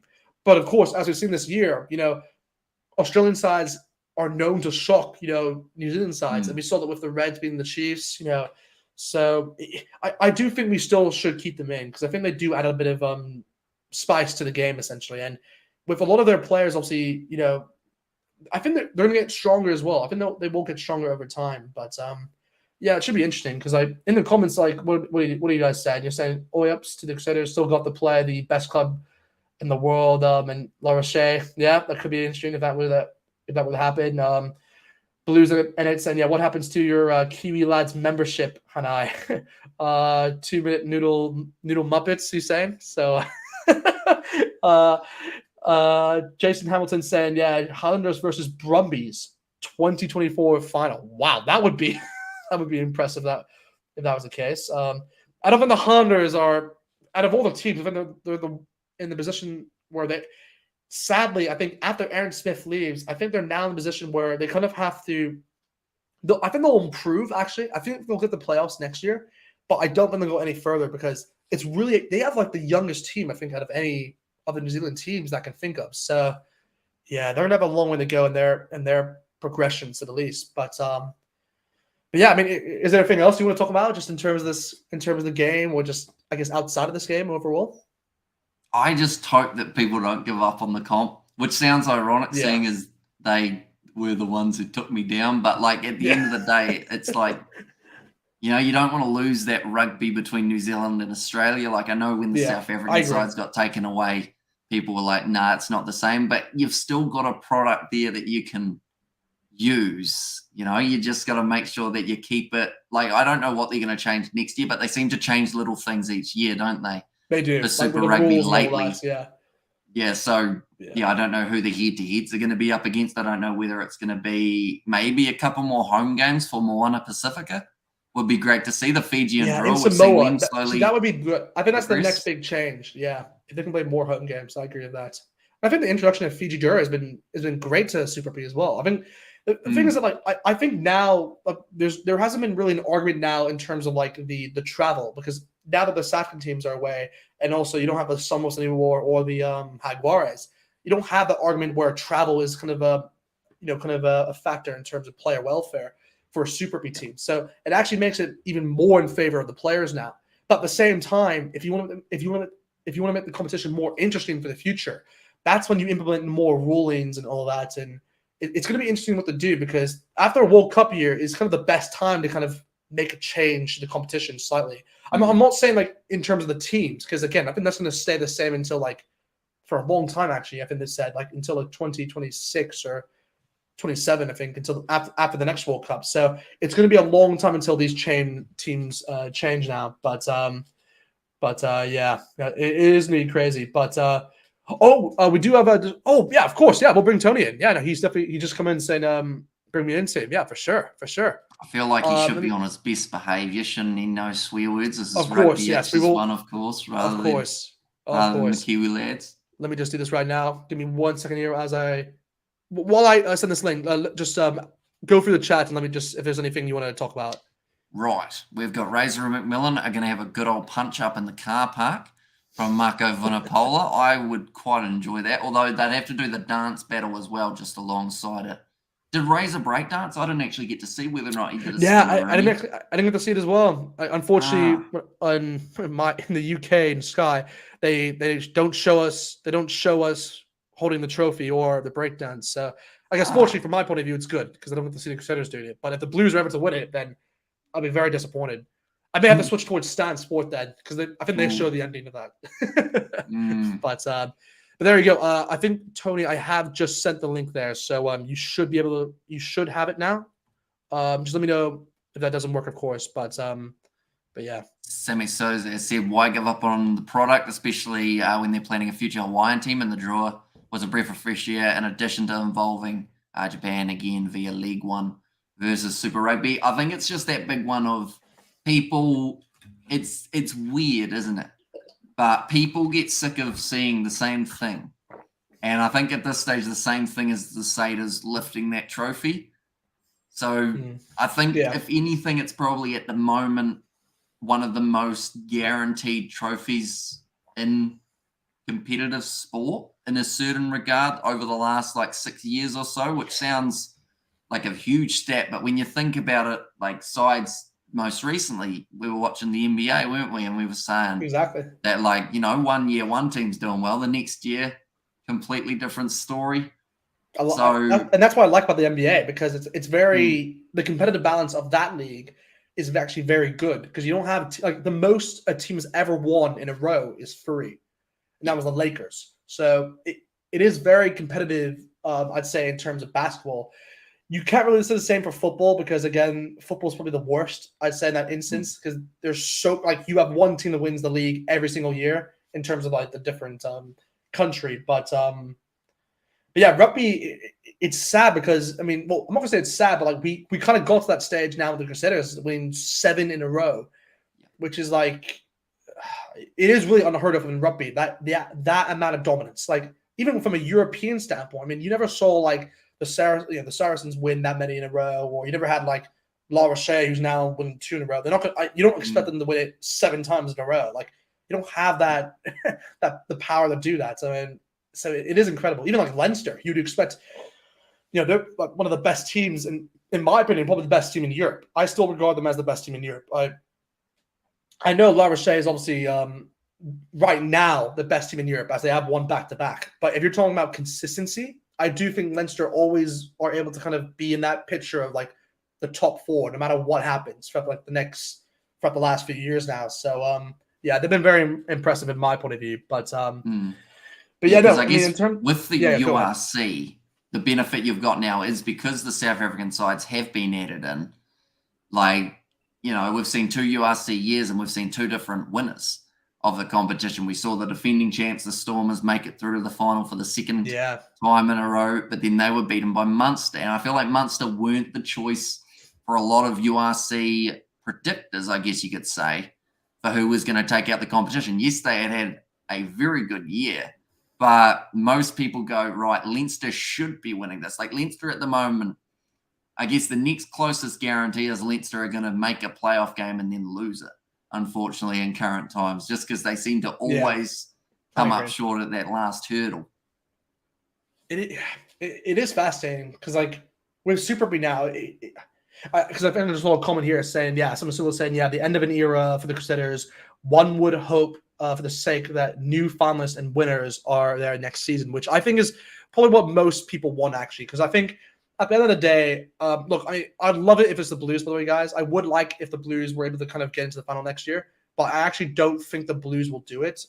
Just give me this is a way early prediction here, but I just don't think they'll do it. So it's one of those where I do kind of hope that we have 2 new teams, but at the same time, I wouldn't be surprised if the Chiefs are back into this final, because I think they have a very good team for next year. Like, they still have a lot of depth, by the way, guys. Like, you have to remember, the Chiefs are, in my opinion, the next best team to the Crusaders now. So they're definitely the team that could I'm not saying they're going to do what the Crusaders did, but if there's a team that could, I don't know, create maybe like a 2 in a row, I'd say it's the Chiefs at this point in time. They're that kind of team. But yeah, I do agree that maybe an Australian side, like I said beforehand, I mean, I'd love to see, I don't know, a lot of players now moving. Let me think about this. A lot of players now moving to like the Rebels, for example. I know like Tani Atupo's moving there. Lachlan Loto.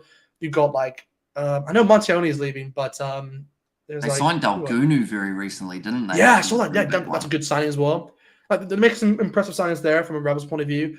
The Waratahs, I mean, they're pretty strong overall. Again, they are losing the big player, Michael Hooper, but at the same time, they're always a good squad overall in terms of young. They have a young squad which can kind of develop. I mean, the Reds, they're decent, but I think their time, I don't know. I think the Reds had an opportunity beforehand, but they kind of lost it a bit now, unfortunately. And then the Brumbies, I mean, the Brumbies will always be there. They will literally always be there. And the Western Force are a team which, over time, actually will get better and better, I think, because they're actually getting a lot more players now into the team. But it just depends on chemistry reasons, being a bit more consistent. But yeah, I'm surprised the chat that isn't in here, because I have sent him a link. So, by the way, let me know, in the comments, Tony, if that isn't working for you or not. But because because I have sent the link. But yeah, I guess like in terms of like another question, I said I guess like let me just go through the questions now. Yeah, Big Light says no one can replicate the success of the Crusaders. Had that. Yeah, that's for sure. Yeah, fair enough. Canterbury is an ordinary club in NPC. An ordinary. That's a good way to phrase it. Rugby All Blacks 2023. Yeah. The Rebels forwards are average, but their backs are okay. Ooh, interesting. Okay, that's a big take there. That's a big take. Are you saying? They've lost? I think a good. We were talking about it as well. They've lost like 13 players or something. They've lost a chunk. Yeah, but didn't no, never mind. I was going to say Nick White, but he's actually moving to the Western Force. Because the Western Force actually look like they've signed a lot of good players this year. So I think they're slowly going to be that team that slowly bump their way up because like they've got a lot of signings over the last little while. Like you've got Nick White, James O'Connor was rumored to go there, and I think he is going to be now. Like the Reds are losing quite a few good guys. That's what I'm saying. I think the Reds actually may go down a bit in terms of the Australian teams, but as we were talking beforehand, guys, we do have another person coming on the stream. Let me just do this, switch this format, and I'm very small. Here we go. We'll switch this for the moment. It's like we'll switch it Tony. Forth. I'm so fucking sad. I'm so depressed. What did I say, Tony? Fuck everything. No swearing. Everything gotta get sucks. A beeper going. Everything sucks. Everything is bullshit. All hope is gone. The evil empire continues. Sansa can go suck my dick. I beat suck rather than... There's so many reasons to be fucking sad at the moment. Like the New Zealand rugby is down the shitter. Like the only one thing I can be happy about is I can now get on board the Razor train. I hate him so much, but I'm prepared to love him. I'm prepared to love him. You should have love him for the All Blacks. You know what? The guy isn't even from fucking Canterbury. He's from Tauranga. None of these guys are from Canterbury. Like, no, there's nothing good comes out of Canterbury. Probably like the head of Sansa comes from Canterbury. It's such a fucking shithole. But like, I'm depressed. I'm sorry about that. I'd count you as Northern Otago, not Southern Canterbury, by the way. Hamish, would you take that? I mean, South Canterbury by like district, but I'll take the. I'll take the. He's always said Canterbury is part of it. Tonight, you're Northern Otago. But yeah, like I'm bitter about many things. I'm bitter. I'm a bitter, angry, middle-aged man. And middle-aged white men shouldn't be angry and bitter about many things because we get most things handed to us on a plate. But tonight, I'm very, very angry. I think Joe Webber's comment sums it up very perfectly here. Another broadcast going to be taken down. Love the language. I got you fucking back. I got you back. What are you? Hey, look, boy, oh boy. I was looking at your rugby itch and Timmy boy, and 906 subscribers. Ooh. Yeah, we're edging up. We're getting towards. Exactly. No, we're definitely edging up here. It's if good. You're watching this motherfucking stream with these motherfucking cunts, you can press that motherfucking you can press that motherfucking fucking subscribe button and fucking subscribe to Timmy Itch. All right, can you do that for me? Sorry, I just wanted to do. I wanted to do you a favor. I want to get your opinion, by the way. Like, who do you think was the man of the match? Is that a good idea? Yeah, no, but I want to know because, like, if you're gonna ask me who I think the player of the game was, I am gonna show you my cock. Okay, so I may have to take you down for that. That's gonna happen. please, you don't have to do. Are you gonna ask me a serious rugby question? Because I don't react. You know what? Actually, I will ask you this then. I will ask you this because.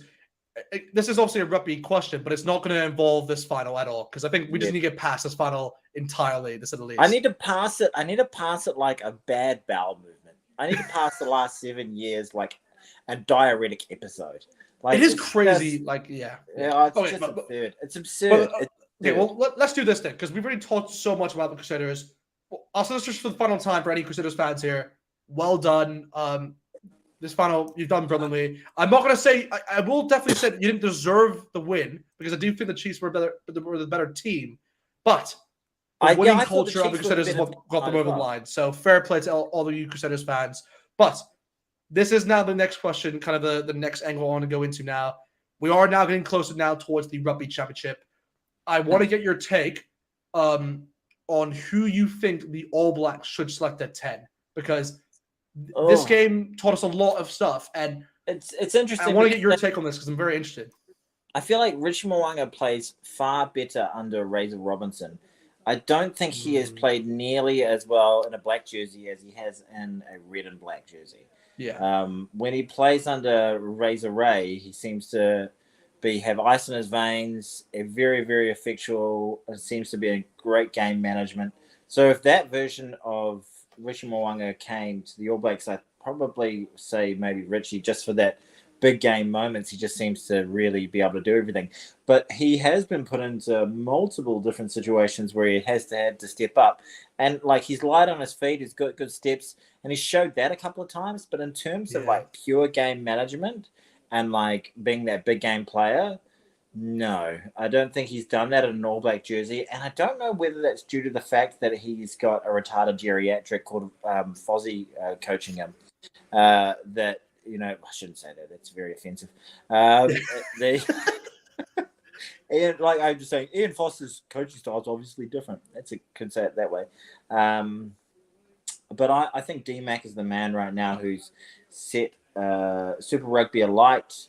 I would like to see D-Mac coached by Razor Robinson. I think he is the most electric talent. I think he was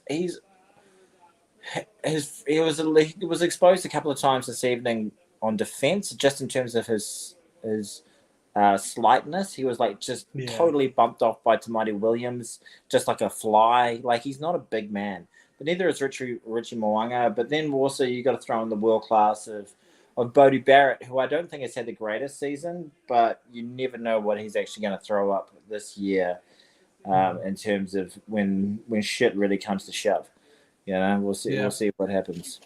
I agree. I don't know if I said anything, but you agree. That's great. No, I agree with what you said entirely, because I was going to mention Bodie Barrett, but you covered that part perfectly. And the thing is that this is where I'm a bit unsure, but after the World Cup, is Bodie Barrett available for selection for the All Blacks? Because I know that he's going to Japan, but his situation's a bit different towards Mo'unga, because I heard a rumor saying that he may come back to New Zealand rugby after his time. But again, I assume that during that time he won't be available. Is that... If he's able to go away like once every 3 years and pick up a couple of $1 million for playing 12 weeks of rugby in Japan, like, good luck to him. And if that's a better wicket for him and like maintaining a lifestyle in New Zealand with his family, and he can still play 3 seasons of Super Rugby, he may be just essentially doing that thing that human beings do. We get a bit shit as we get old. You know, we don't have that same spring in our step. Like, you can't quite... I actually don't know how old Bodie is now. What is he, 33, 34, something like that? Oh, yeah, he's definitely that. Yeah, definitely that age. But we talk about him in 4 years. Like, he's getting up near my age, and you know, like my age now, not my age. I understand. I understand. I'll be like 65 by then. Yeah. So I don't know. We'll see how we go. I think Bodie played pretty badly last week, sadly for him. I'm sure he would. And one thing you can say, like, Richie Mo'unga has seven Super Rugby titles. Do you know how many Super Rugby titles Beauden Barrett has? I think one. Am I wrong in saying that? I think one, because I can remember one with the Hurricanes, but I think they got one, didn't they? So they got one like in 2017 or something stupid. Yeah, they beat the Highlanders, if I'm not mistaken, in that one. The Highlanders beat them. No, the Highlanders beat them one year at the Cape, and then they beat them again.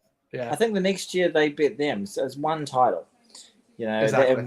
You know, like, I don't know. And it's been a long time since the Blues got up. The last time we won, you two were in fucking nappies. So, like, I mean, Vinipola actually brings up a good point actually in the chat here, saying that, you know, Beauden Barrett needs to chuck it after the World Cup. Let's save his high wage to pay the next players coming in, which is kind of a good point actually, because a lot of these. I want to change topic. What fucking bullshit is this with Sansa, Hamish? This is absolute fucking crap. Oh yeah, we've yeah. It's, I think I'm really gutted for you, bro. Like, and like you, I feel for you, man. Like you're the best in the business at doing a live stream. The rugby, Tim, you're great at it. But I think we can acknowledge. oh, he's the hands best. down. He's I'm the not even best. gonna argue that. Not gonna argue that Yeah, for sure. yeah, he's the best. And I was just jumping on Mark's, and he was like, "Fucking, you got taken down," and yeah, it just seems like absolute nonsense. The reason that they did it, but hopefully it gets sorted relatively quickly, man, because I feel like you've been actually working really, really hard for the last almost or now 4 years, just building up to this World Cup. This is kind of the pinnacle to get to. If something happens where you're not able to live stream for a World Cup, it's. I'm gonna cut one of Tim's testicles off. God, it's really. Let's hope that never happens. Gosh. Okay, Hamish, we need to get it all quickly. We need to. I'll send them emails. I gotta wait for the response. Please, the testicles hang in the balance. Literally. I'm drinking. If anyone's interested, I'm drinking a sneaky Cab Sav Church Road this evening. That's what's on the go. But yeah, Hamish, you okay, man? Like, you look a little sad. I can see it in your eyes. It's rough, but I'm just hoping that it doesn't take as long as last time. Yeah, the last time was yeah. Lydia's your biggest fan, and she came on and she didn't even know what was wrong. And she was like, I feel like she's like a soulmate or something. She was like, "What's wrong with Hamish? He has sad eyes," you know.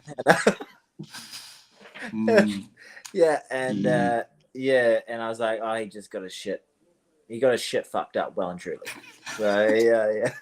Yeah, you know what? That's probably the perfect summary of that. Exactly. Yeah. Are you okay, Hamish? How you feeling, buddy? Be honest. No, I'm doing all right. By the way, I do not buy this absolute crap you're saying. I'm not going to take this pious, self-righteous shit you're saying. Oh, well, if it had to happen to someone, I'm glad it happened to me. Fuck that noise. But I am. Because straight away when I came on Tim's channel, he had 80 people watching or something. So this is a new channel record for him, which I feel he's closing in on 1,000 as well. The most I've actually had is 102. But this is I think definitely second for sure. I don't think it's come close to for that for a while. Yeah, so, I jumped on because 2 cents isn't his bread and butter definitely isn't live streaming, but he had and he usually has 80 on when he does one. He had 270. I was like, oh shit! No, a lot of people. No, exactly. And then I was like, then it kind of made a little bit more sense. Here he is. At the end of the day, if he hadn't. Razor's doing his dance. Lydia, what do you think of this bullshit? Oh, he's doing the dance. I can't see it. Oh, nice. Oh no. I hate it. He's been doing this for years. Oh god. I'm just happy he's not doing it at Eden Park. I hated it when he did it at Eden Park. So annoying. He's been doing this for years. This is his last dance. That noise is Lydia cringing at what he's doing. She's just cringing. She's crying. She's like, why? Right. Why this? That's brilliant. That's great. Lydia's last comment there was, "What a wanker." Ah. Oh, yes. Yeah. Anyway, at the TV. Or... By the way, Lydia's not a rugby fan. She's just she's never seen this before. She's just like, why is this strange white man breakdancing right now? It's confusing her big time. Anyway. Here's the thing, though. When is he going to bring it out for the ABs? If he is, people are talking, is there in the contract saying you're not supposed to do this at international level, or is it going to be I think he's got to do it. I think he's got to do it at international level. I think. Yeah. I'll be thrilled to see that next to the old William B. Ballas Trophy. I'd be very happy. I'll take that. Tim, what are your thoughts on the breakdancing? I have no words for it because I mean I kind of had the same reaction last year to what you guys had right now. I was so mad. I kind of I actually walked out. I actually stopped my live stream early because I didn't want to actually see the breakdance. So I just walked out. I actually just completely missed the breakdance. I got back in, was able to relax. I felt good. It felt good. But then of course, as I walk out again, as I'm going off, I don't know, doing something else, the first thing I see on my phone on Instagram is just the whole breakdance. It's like the first five things I see on social media. I'm like, I'm so mad.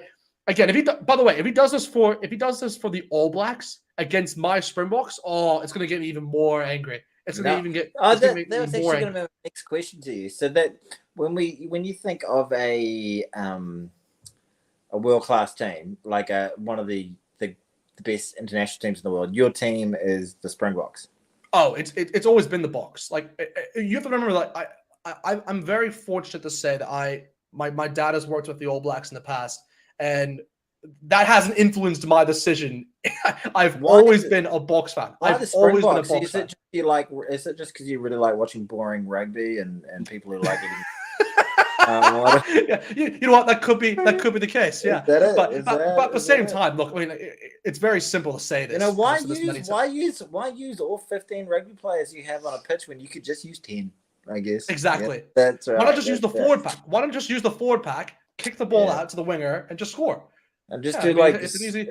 Just bomb and bomb and bomb. Exactly. And bomb use that bomb squad of theirs, but no, I do believe, like, yeah, I mean, the Boks have always been my team because, again, from my dad's being from Zimbabwe, his dad always supported the Boks, and kind of got passed down to me. So I've always been a Boks fan since then. But no, I mean, look, it'll be very interesting to see what happens for the Rugby Championship, but obviously more excited to see what happens for the World Cup later this year. I don't think the Boks are going to get past the quarters. Personally, really, again, you know what? I can't even argue against that because all four of those teams are in a difficult place. Because I think Ireland and France are a better side than the Boks at the moment. So I can't really argue that. See, they're either up against, or are they up against us? Are they up against us?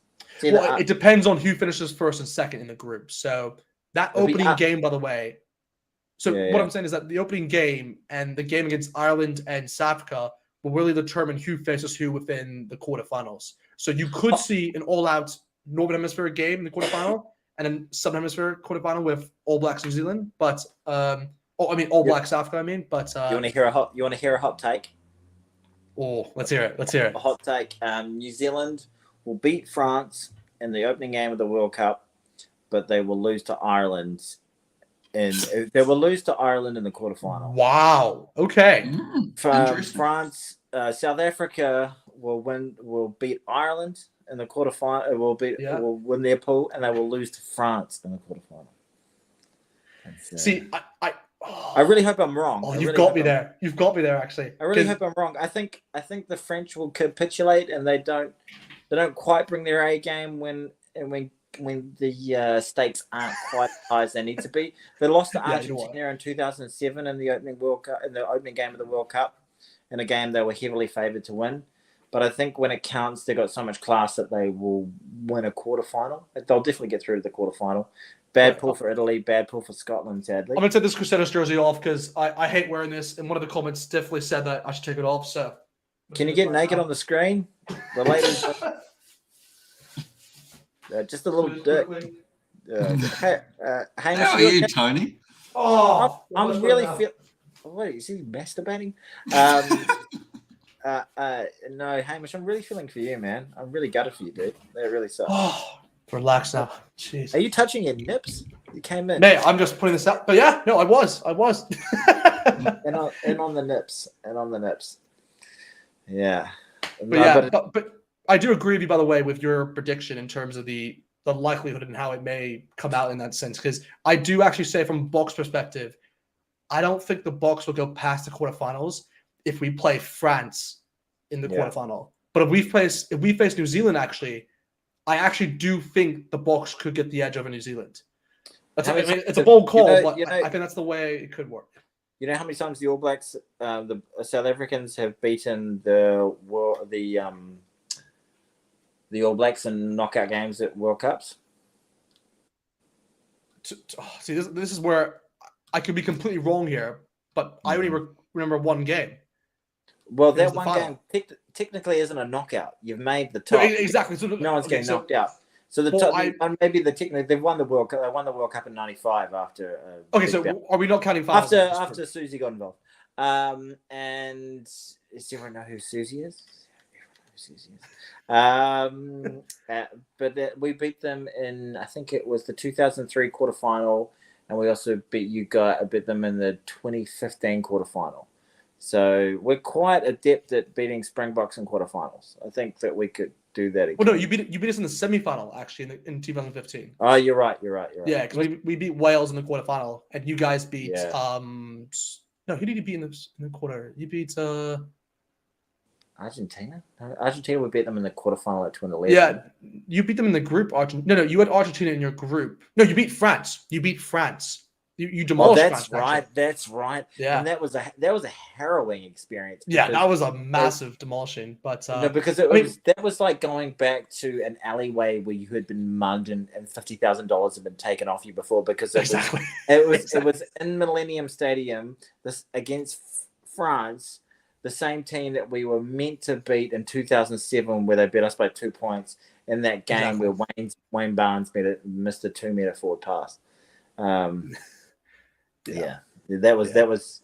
Do you remember? How old are you in Hamish back then in 2015? Were you like, but not even 2015, in 2007? Were you? Do you remember that quarterfinal? I would have been like 7 or 8, I think, almost 8. Yeah. Christ, I man. don't even. Same I here. remember. I like, was from coming that off age. one. I was high off my fucking ass, coming off one, and like, Yep. and had to wake up at the crack of dawn to watch the game with my mate, and his missus made us some eggs. I would have been older than you are now, I reckon. Or would have been around about your age. Yeah, probably. See, I feel Yeah. like the only things I remember from like being like 7 or 8 is like I had this bike. I had like a thing that went on the handlebar, and like when you revved it, it made like motorbike noises, but it was like a pedal bike. So, like That's dope. ring, ring, ring. Childhood I memory was- there. Yeah. Oh, that's where the fucking camera is. It's over here. My sister threw it over a fence. I never saw it again. That Real bitch. sad. Yeah.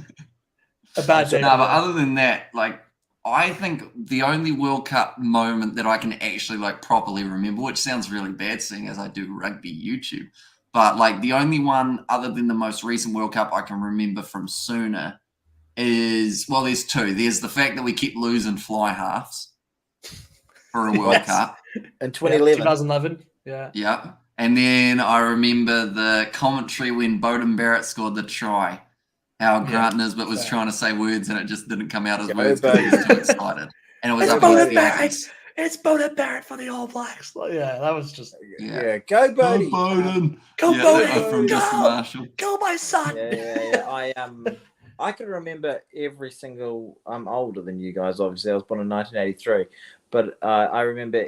I've made a video about this called one of my first ever videos, maybe the first ever, second, third, maybe video ever on the channel was a video called Choke, growing up all black and blue, and it was about all the All Black losses leading World Cups. So I can remember in 1987, my older brother and his friends doing the haka in my parents' lounge, being super psyched. They would have been about 9, and I was 4. 4, yeah. And then I remember being fucking gutted as in 91 when David Campese and Tim Horan and Michael Liner just absolutely shat on us. I can remember the world being ecstatic that the fact that a newly reunited South Africa had risen to the challenge and against all odds had won the World Cup. But I remember feeling like this is the worst fucking thing that had ever happened in my life in 1995. I remember in 1999 playing that French team, and in one half just feeling like, yeah, we can beat these guys, and in the second half just feeling like, now I understand the French, those enigmatic motherfuckers. And that's where just, the rivalry began. Having this deep pit of hatred, sickness in my stomach, where I just needed to masturbate and shit at the same time. Okay. Just to get the thing out. Easy to do.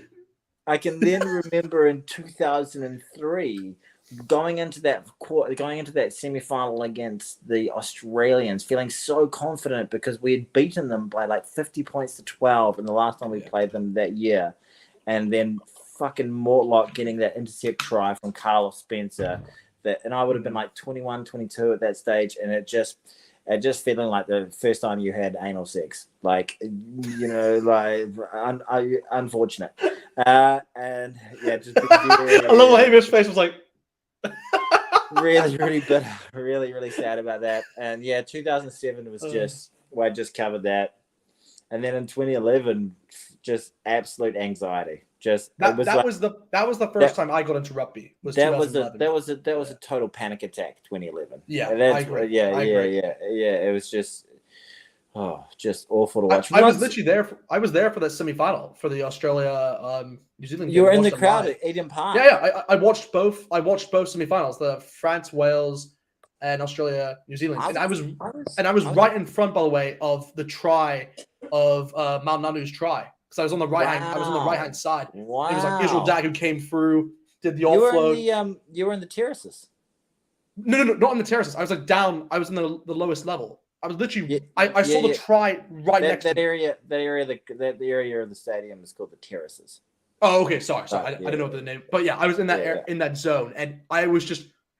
To this day, I always say to my dad, it will always be forever the best try I will ever see in rugby in my life, because it was like, it's a semi-final, New Zealand, Australia. You're not going to get anything better than that. It was just quite incredible. I was lost for words. I'm never going to see. I don't care how long I live for. I will never say another try is better than that try, because it was just. You will live for a while. You've got a good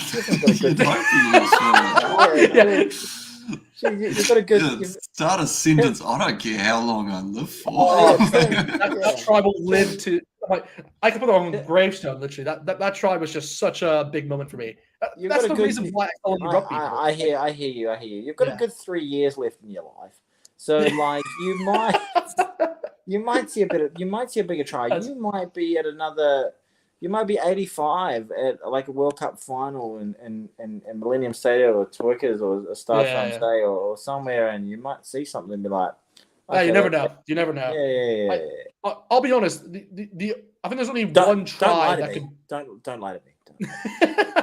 Don't lie to you here. Don't lie to you here. Hamish, I just want to tell you something. He's going to be honest now. He's not going to lie. I'm going to be very honest here. He's going to be honest. The only situation where that try can be beaten or even come close to it is if Hong Kong got into the World Cup and they scored a try against like the All Blacks or New Zealand, or it's not the All Blacks or South Africa. I keep saying it, but between one of those two. But what is the status on Hong Kong right now? Like, I mean, they're a bit out of it at the moment because they obviously didn't qualify. I don't mean that. I mean like as a sovereign state. What's this? Okay, that's what. Again, I'm not really too good from a political standpoint, but I know in terms of like how everything's going at the moment. I mean, look, I'll give a brief summary. China is meant to take over Hong Kong in 2048. That is the designated date of when China takes over. But because of what's happened within recent events, in terms of protests and everything, it seems that date actually maybe not extended, but maybe even set earlier, essentially. So we could see that happen, a bit earlier in the circumstances. But I'm not sure too much on that front because I generally don't like to keep up with politics. But I know but at the moment Hong Kong is in a good place. That's what I'll say. Hong Kong is in a good place. So you don't want to be down with the CCP. Is that basically what you're saying? I don't get anything into that. Essentially, yeah. Trust me. I could say a lot more, but it's really just, I don't want to say much on that front. Oh my god! I keep myself out of it. It'd be great if Rugby Itch somehow you started like a massive geopolitical situation by what you said on.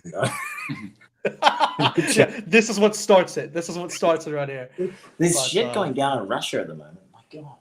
Yeah, I mean that's just not. Yeah, I mean I'm fully against what's happening there, of course, with Ukraine. I mean that's just it's unbelievable. Again, Yeah, it's just mad. It's just mad. But anyway, just we'll go into the comments here because I see a good question here. I see Blues on 8 saying, yeah, like Michael Chepa and Eddie Jones, Ranwick, boys banter, Pumas upsets the Wallabies. Yeah, that could happen. Could you see maybe a Pumas upset against the Wallabies, maybe in the Rugby Championship? Could you see that? I think all sides need to be careful around the Pumas because we haven't seen. Oh, sorry. That's okay. What were you going to say? I was gonna see if I could get a little bit of a vote going on for your chat on what whiskey I should drink. Oh, yeah, I'll do it. I mean, yeah, why not? Yeah, here we go. Let me just put this. I'll put the chat up. So let me know what. So what do you want me to put it then? So we've got a lovely little Glenlivet here. Ooh. Single malt, very nice. I think it's got some sort of cherry cask going on. What's it called? It's called Glenlivet. So single malt is one option. Yeah, it's a rare cask single malt. Or the alternative here is the Singleton, which is 15 years old. I'm trying to spell it correctly, but it could be wrong.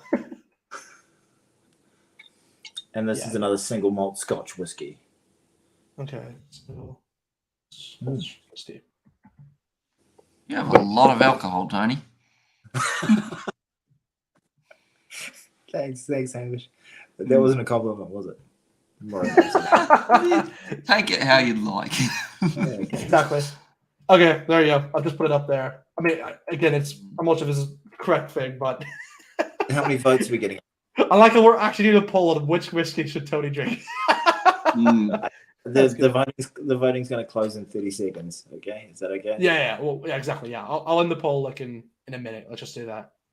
Okay. This is now regretting doing it because I can't pour my whiskey. I'm just okay. So far, it's Singleton Scotch whiskey. 80% of the votes. Oh. Singleton's getting 20. 80% means if there were 5, that's 4, isn't it? So that seems to be winning. Is that the first option? No, it's the second, actually. Second? Interesting. Always pick B in a quiz show. You pick B, and when B's not available, you pick C. All right, thank you. So I used to win Buzz. Okay, it seems like the Singleton Scotch whiskey is the winner. Yeah. Okay, we'll go with that. That sounded like a light beverage for you, Tony. I'll end the poll then. I'll end the poll in from there. Looks like he's just ram-raided the bottle store, says Jason. This is what old white men do. We drink. That's basically it. Wow, we're actually up to now 918 guys in terms of subscribers. So thanks a lot to everyone who's obviously subscribed now. Really appreciate that. By mid-rugby championship. That's a great 1,000. That's a great. Yeah, I'm hoping by the rugby championship, well, by the end of it, we can get to 1K. That's the goal, really, because yeah, I mean, like I said, that's kind of been the overall goal for the channel. Yeah. And then whatever happens after, it's just it's just more of a bonus, really. But are you once you get to 1,000, are you able to monetize immediately, or do you have are you close on your viewer time? Yeah, no, I believe so. Like in terms of like, because again, like there's I saw this recently because I forgot this was even an option, because I know Hamish does it, but like where you can do like badges and kind of the donations things and all that. And I think I actually will qualify for that as soon as I get to 1K. I don't do any of that shit. Yeah, like, again, I haven't really gone into it as much because again, I know that like as soon as I hit 1K, that's when I kind of can look at all those options. Just to fill anybody in who's watching, how many people are actually watching this right now? Like 3?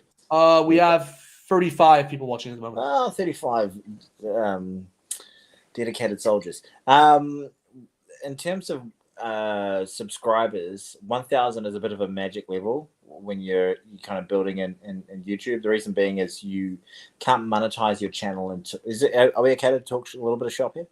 Oh, of course, yeah. You can't monetize your channel until you have 1,000 subscribers, and I think it's 4,000 watch hours. Yes, which is quite a lot, isn't it? Or is it free? I think it's 3,000. Have they changed it? I don't know. It used to be 4,000. It is 4,000. It is 4,000. Yeah. YouTube Shorts are weird as well because I think it's like different for them. if you're just a pure shorts channel, I think you have to also qualify for shorts or something. Yeah, I'm quite a but shorts things that kind of guy. my- Not so weird. that, yeah, I'm looking just right now, and my public watch hours are not close to 4,000 in terms of it, because I'm only at like 2,300. So like I still have a long way to go in terms of the public watch hours. But That's not again, me helping, though.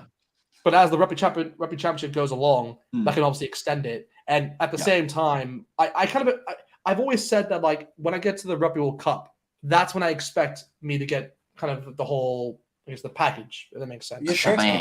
You're tracking really well now. Oh, for sure. Yeah, I know. Literally in the last like month, I've gained like 100 literally for what it is. Yeah, but it was very grateful in that sense. Again, I mean, it's great. I can't really say much more on that front, but I think it's just a great time, obviously, for every rugby YouTuber, because with the Rugby World Cup along, I think one of my problems is I don't actually make any videos. So that slows me down a touch. But the thing is that you make, how do I say this?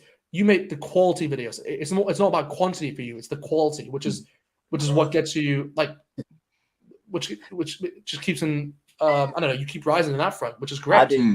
Exactly. I do quality dick jokes. I don't do bad quality.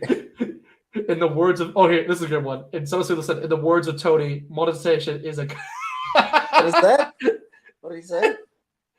I mean, just look at you can look at the comments. I'm not going to repeat it, but I can't see the comments right now. Oh, you can't see it. Okay, I'll just say. Someone said, yeah. In the words of Tony, monetization here is a cunt.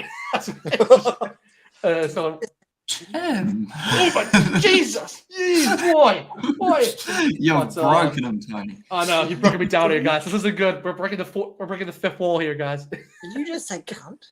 I know, guys. It's unbelievable, guys. Oh my God. Take me down, guys. Take me down. Oh. But the good thing about your videos right now, which you should enjoy while you can, is they can't get demonetized.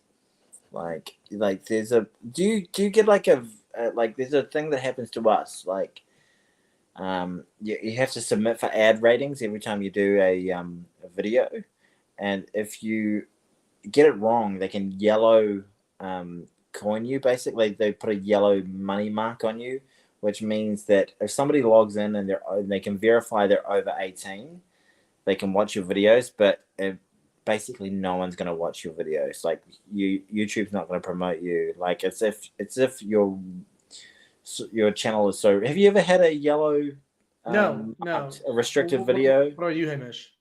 I think I've had a few in the past, but we normally censor a lot of. That's why live streams are risky, you see, because we get Tony on. There's no censoring those, but video-wise, we censor quite a bit.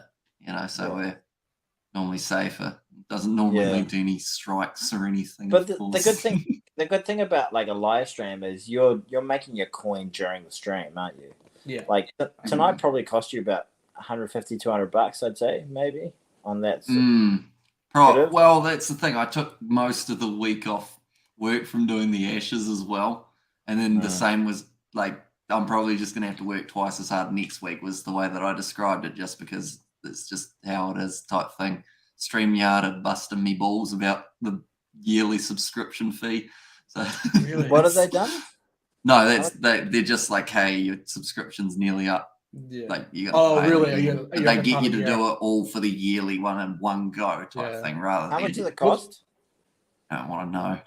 How much? Yeah, I have it as well. That's but the thing is that do you have the upper echelon one? Because I only have the second tier one. So like for example, like for my live streams, I can only go up to 720 in terms of like the quality, but I know the one above is like 180. So I have the one above.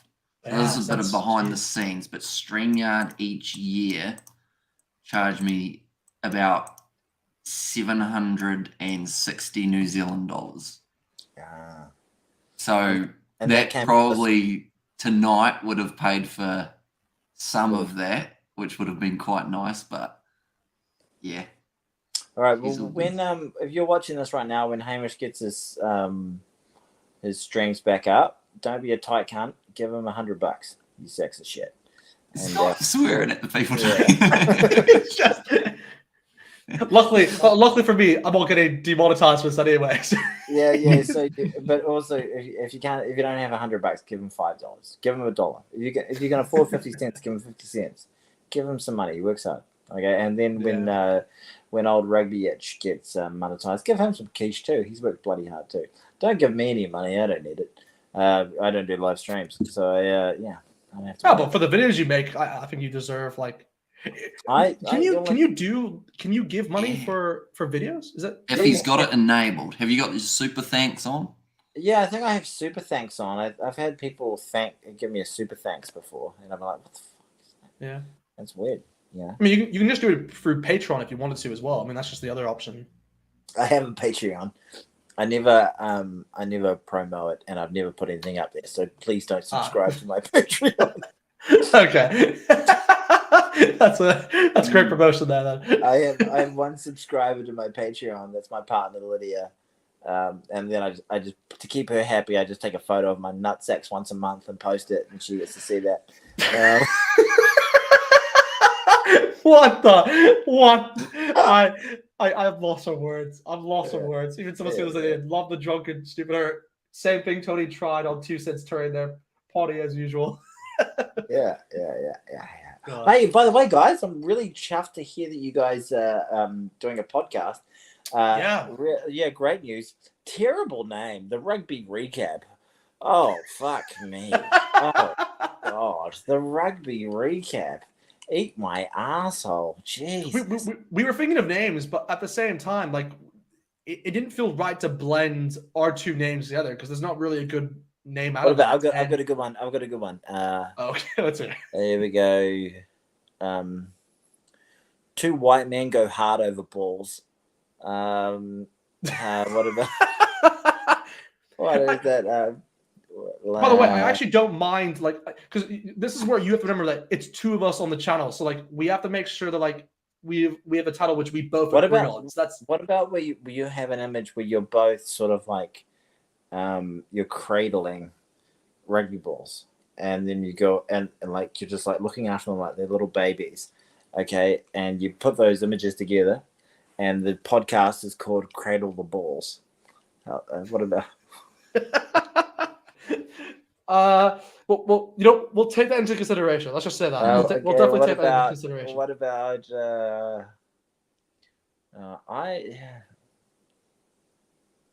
I had a rugby podcast channel. I had a rugby YouTube channel that I did about six really bad recaps on back in fucking 2007 or something like that.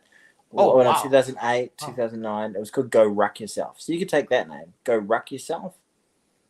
Yeah, I mean, again, like when we were considering names, like I was always, I mean, even Hamish can oblige to this. Like I was thinking of more of a name that kind of has like a rugby acronym in it, like, you know, if you have like a line out or if you have like a scrum or you have something along those lines. But at the same time, we also have to think, what is an easy name which everyone can remember? And the Rugby Recap, it hasn't been taken. It's pretty simple. Yeah, it's not too. It's very easy to say. It's a much better name that makes a lot more sense than 2 cents gets distracted. No, but I like that though. But yeah, I like that. Sense. I was gonna say that's a very good name, by the way, because your names fit perfectly. It's good. It's good. Like for us, but if you're searching, if you're on iTunes and you're searching a rugby podcast, okay. Yes, I I understand that point. Yeah, okay, I understand that part. But from a name standpoint, like if I'm just saying what sounds nice, what sounds cool, you have a great title for what your thing is. But obviously, if you're trying to attract fans, in terms of like I guess like iTunes, what you do, or Spotify, but it may be difficult obviously to find your pod. But have you watched much of the pod, Tim? Unfortunately, not recently, because like in the last month. No, I have obviously. I catch every one of your videos. I always try to watch the pod, but in the last month I haven't been able to just because I've been busy with work. But now that I'm kind of a bit more free, don't worry, man. It's much of the same. It's just two old white guys talking absolutely. I think the last one, he talks less on. I wasn't able to watch the last one, but I watched the one before. Yeah, see, I'll be honest. I didn't watch the last one because it was all about the Blues lost, and I just don't want to watch that. I don't want to watch that one. But I get it.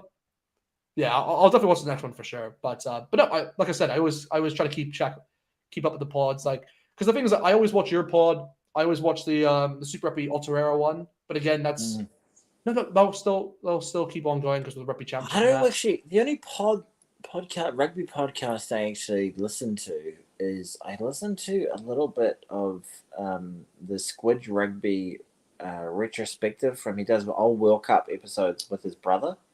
Yeah. It's odd. Sometimes it's really good, and sometimes it's just odd. But yeah, it's not bad. He's great though. He's great. I mean, like he's like he's the God, what's the word for it? He's like the standard. He's the standard. He's the standard. Yeah. Well, he's like the standard. Yeah. He's everybody dwarfs in terms of comparison. What is it? I think he's got over 200,000 subscribers now. Yeah, it's massive. I mean, it's the biggest within the rugby community. So yeah, no, it's crazy what he's done. I think the next biggest is 2 Cents, and 2 Cents is just about to get over 60,000. I think he's over it now. Yeah, I find it so crazy because I've said this many times on my channel, but 2 Cents Rugby. Mark was the guy who kind of influenced me to create this channel in the first place because he was the first rugby YouTuber that I saw from the beginning. Like, I remember when he had lower than 20. So I remember the days where I was that it's been crazy kind of how big he's kind of grown in the last few years. So yeah, that's very it's amazing when you meet him, you just realize he's just a real fucking asshole. Oh, but I was going to say the exact opposite, but I love how you said it. That's perfect. That's so good. That's so good. He's a good man. He's a good man. It's weird. I was never really.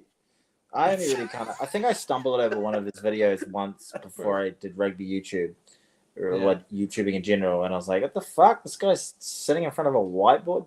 Okay, and I think I maybe watched about 30 seconds of it. But then when I started actually rugby YouTubing, I was like, "Okay, he's good." I love it. I just thought he was so consistent because I always loved his power rankings. I loved when I love his jersey reviews like that. I mean, that's something which I want to try to do this year for the first time ever because I just think it's a Rugby World Cup year, so I definitely want to try that out. But yeah, I mean, he just has so many different concepts, which I love. It's kind of like a cool thing because again, he does it so differently compared to most people. Where his thing is just about the previews and reviews and just giving you kind of the rugby news in general. I mean, that's kind of where I try to. It's not easy to do what he does because none of this shit is scripted. He just gets in front of a camera. Exactly. And then goes, I've got 3 or 4 talking points and goes, hello, folks, rugby championship this year. So it's all happening. And then he just goes off. And then that's really hard to do. And then if I tried to do it, I'd be like, all right, fuckwits. What's up, fellas? Eat my dick. I can't think what to speak about. Cock. I can't do it. He's really good at it. It's very, it's impressive. Yeah, and he can make a video a day, whereas I can make one video every 3 months. So it's pretty impressive. Yeah. Hey, I mean, same as Hamish here, of course. He's done very well in that part. Hamish is the king. I love how Hamish with a little smile. He's like, oh. I mean, I'm the case of editing it so that I don't have all of my stuff ups in there. Like a video that you guys see that's 6 minutes, even if it's just lineups, I'll mess them up so many times. And Hamish, and he just doesn't mess them up. I would do the same, Hamish. I'd mess mine up that much. But 2 Cents, it's just one take. He's just one take every time. It's pretty amazing. I try to do that with my videos, by the way, as well.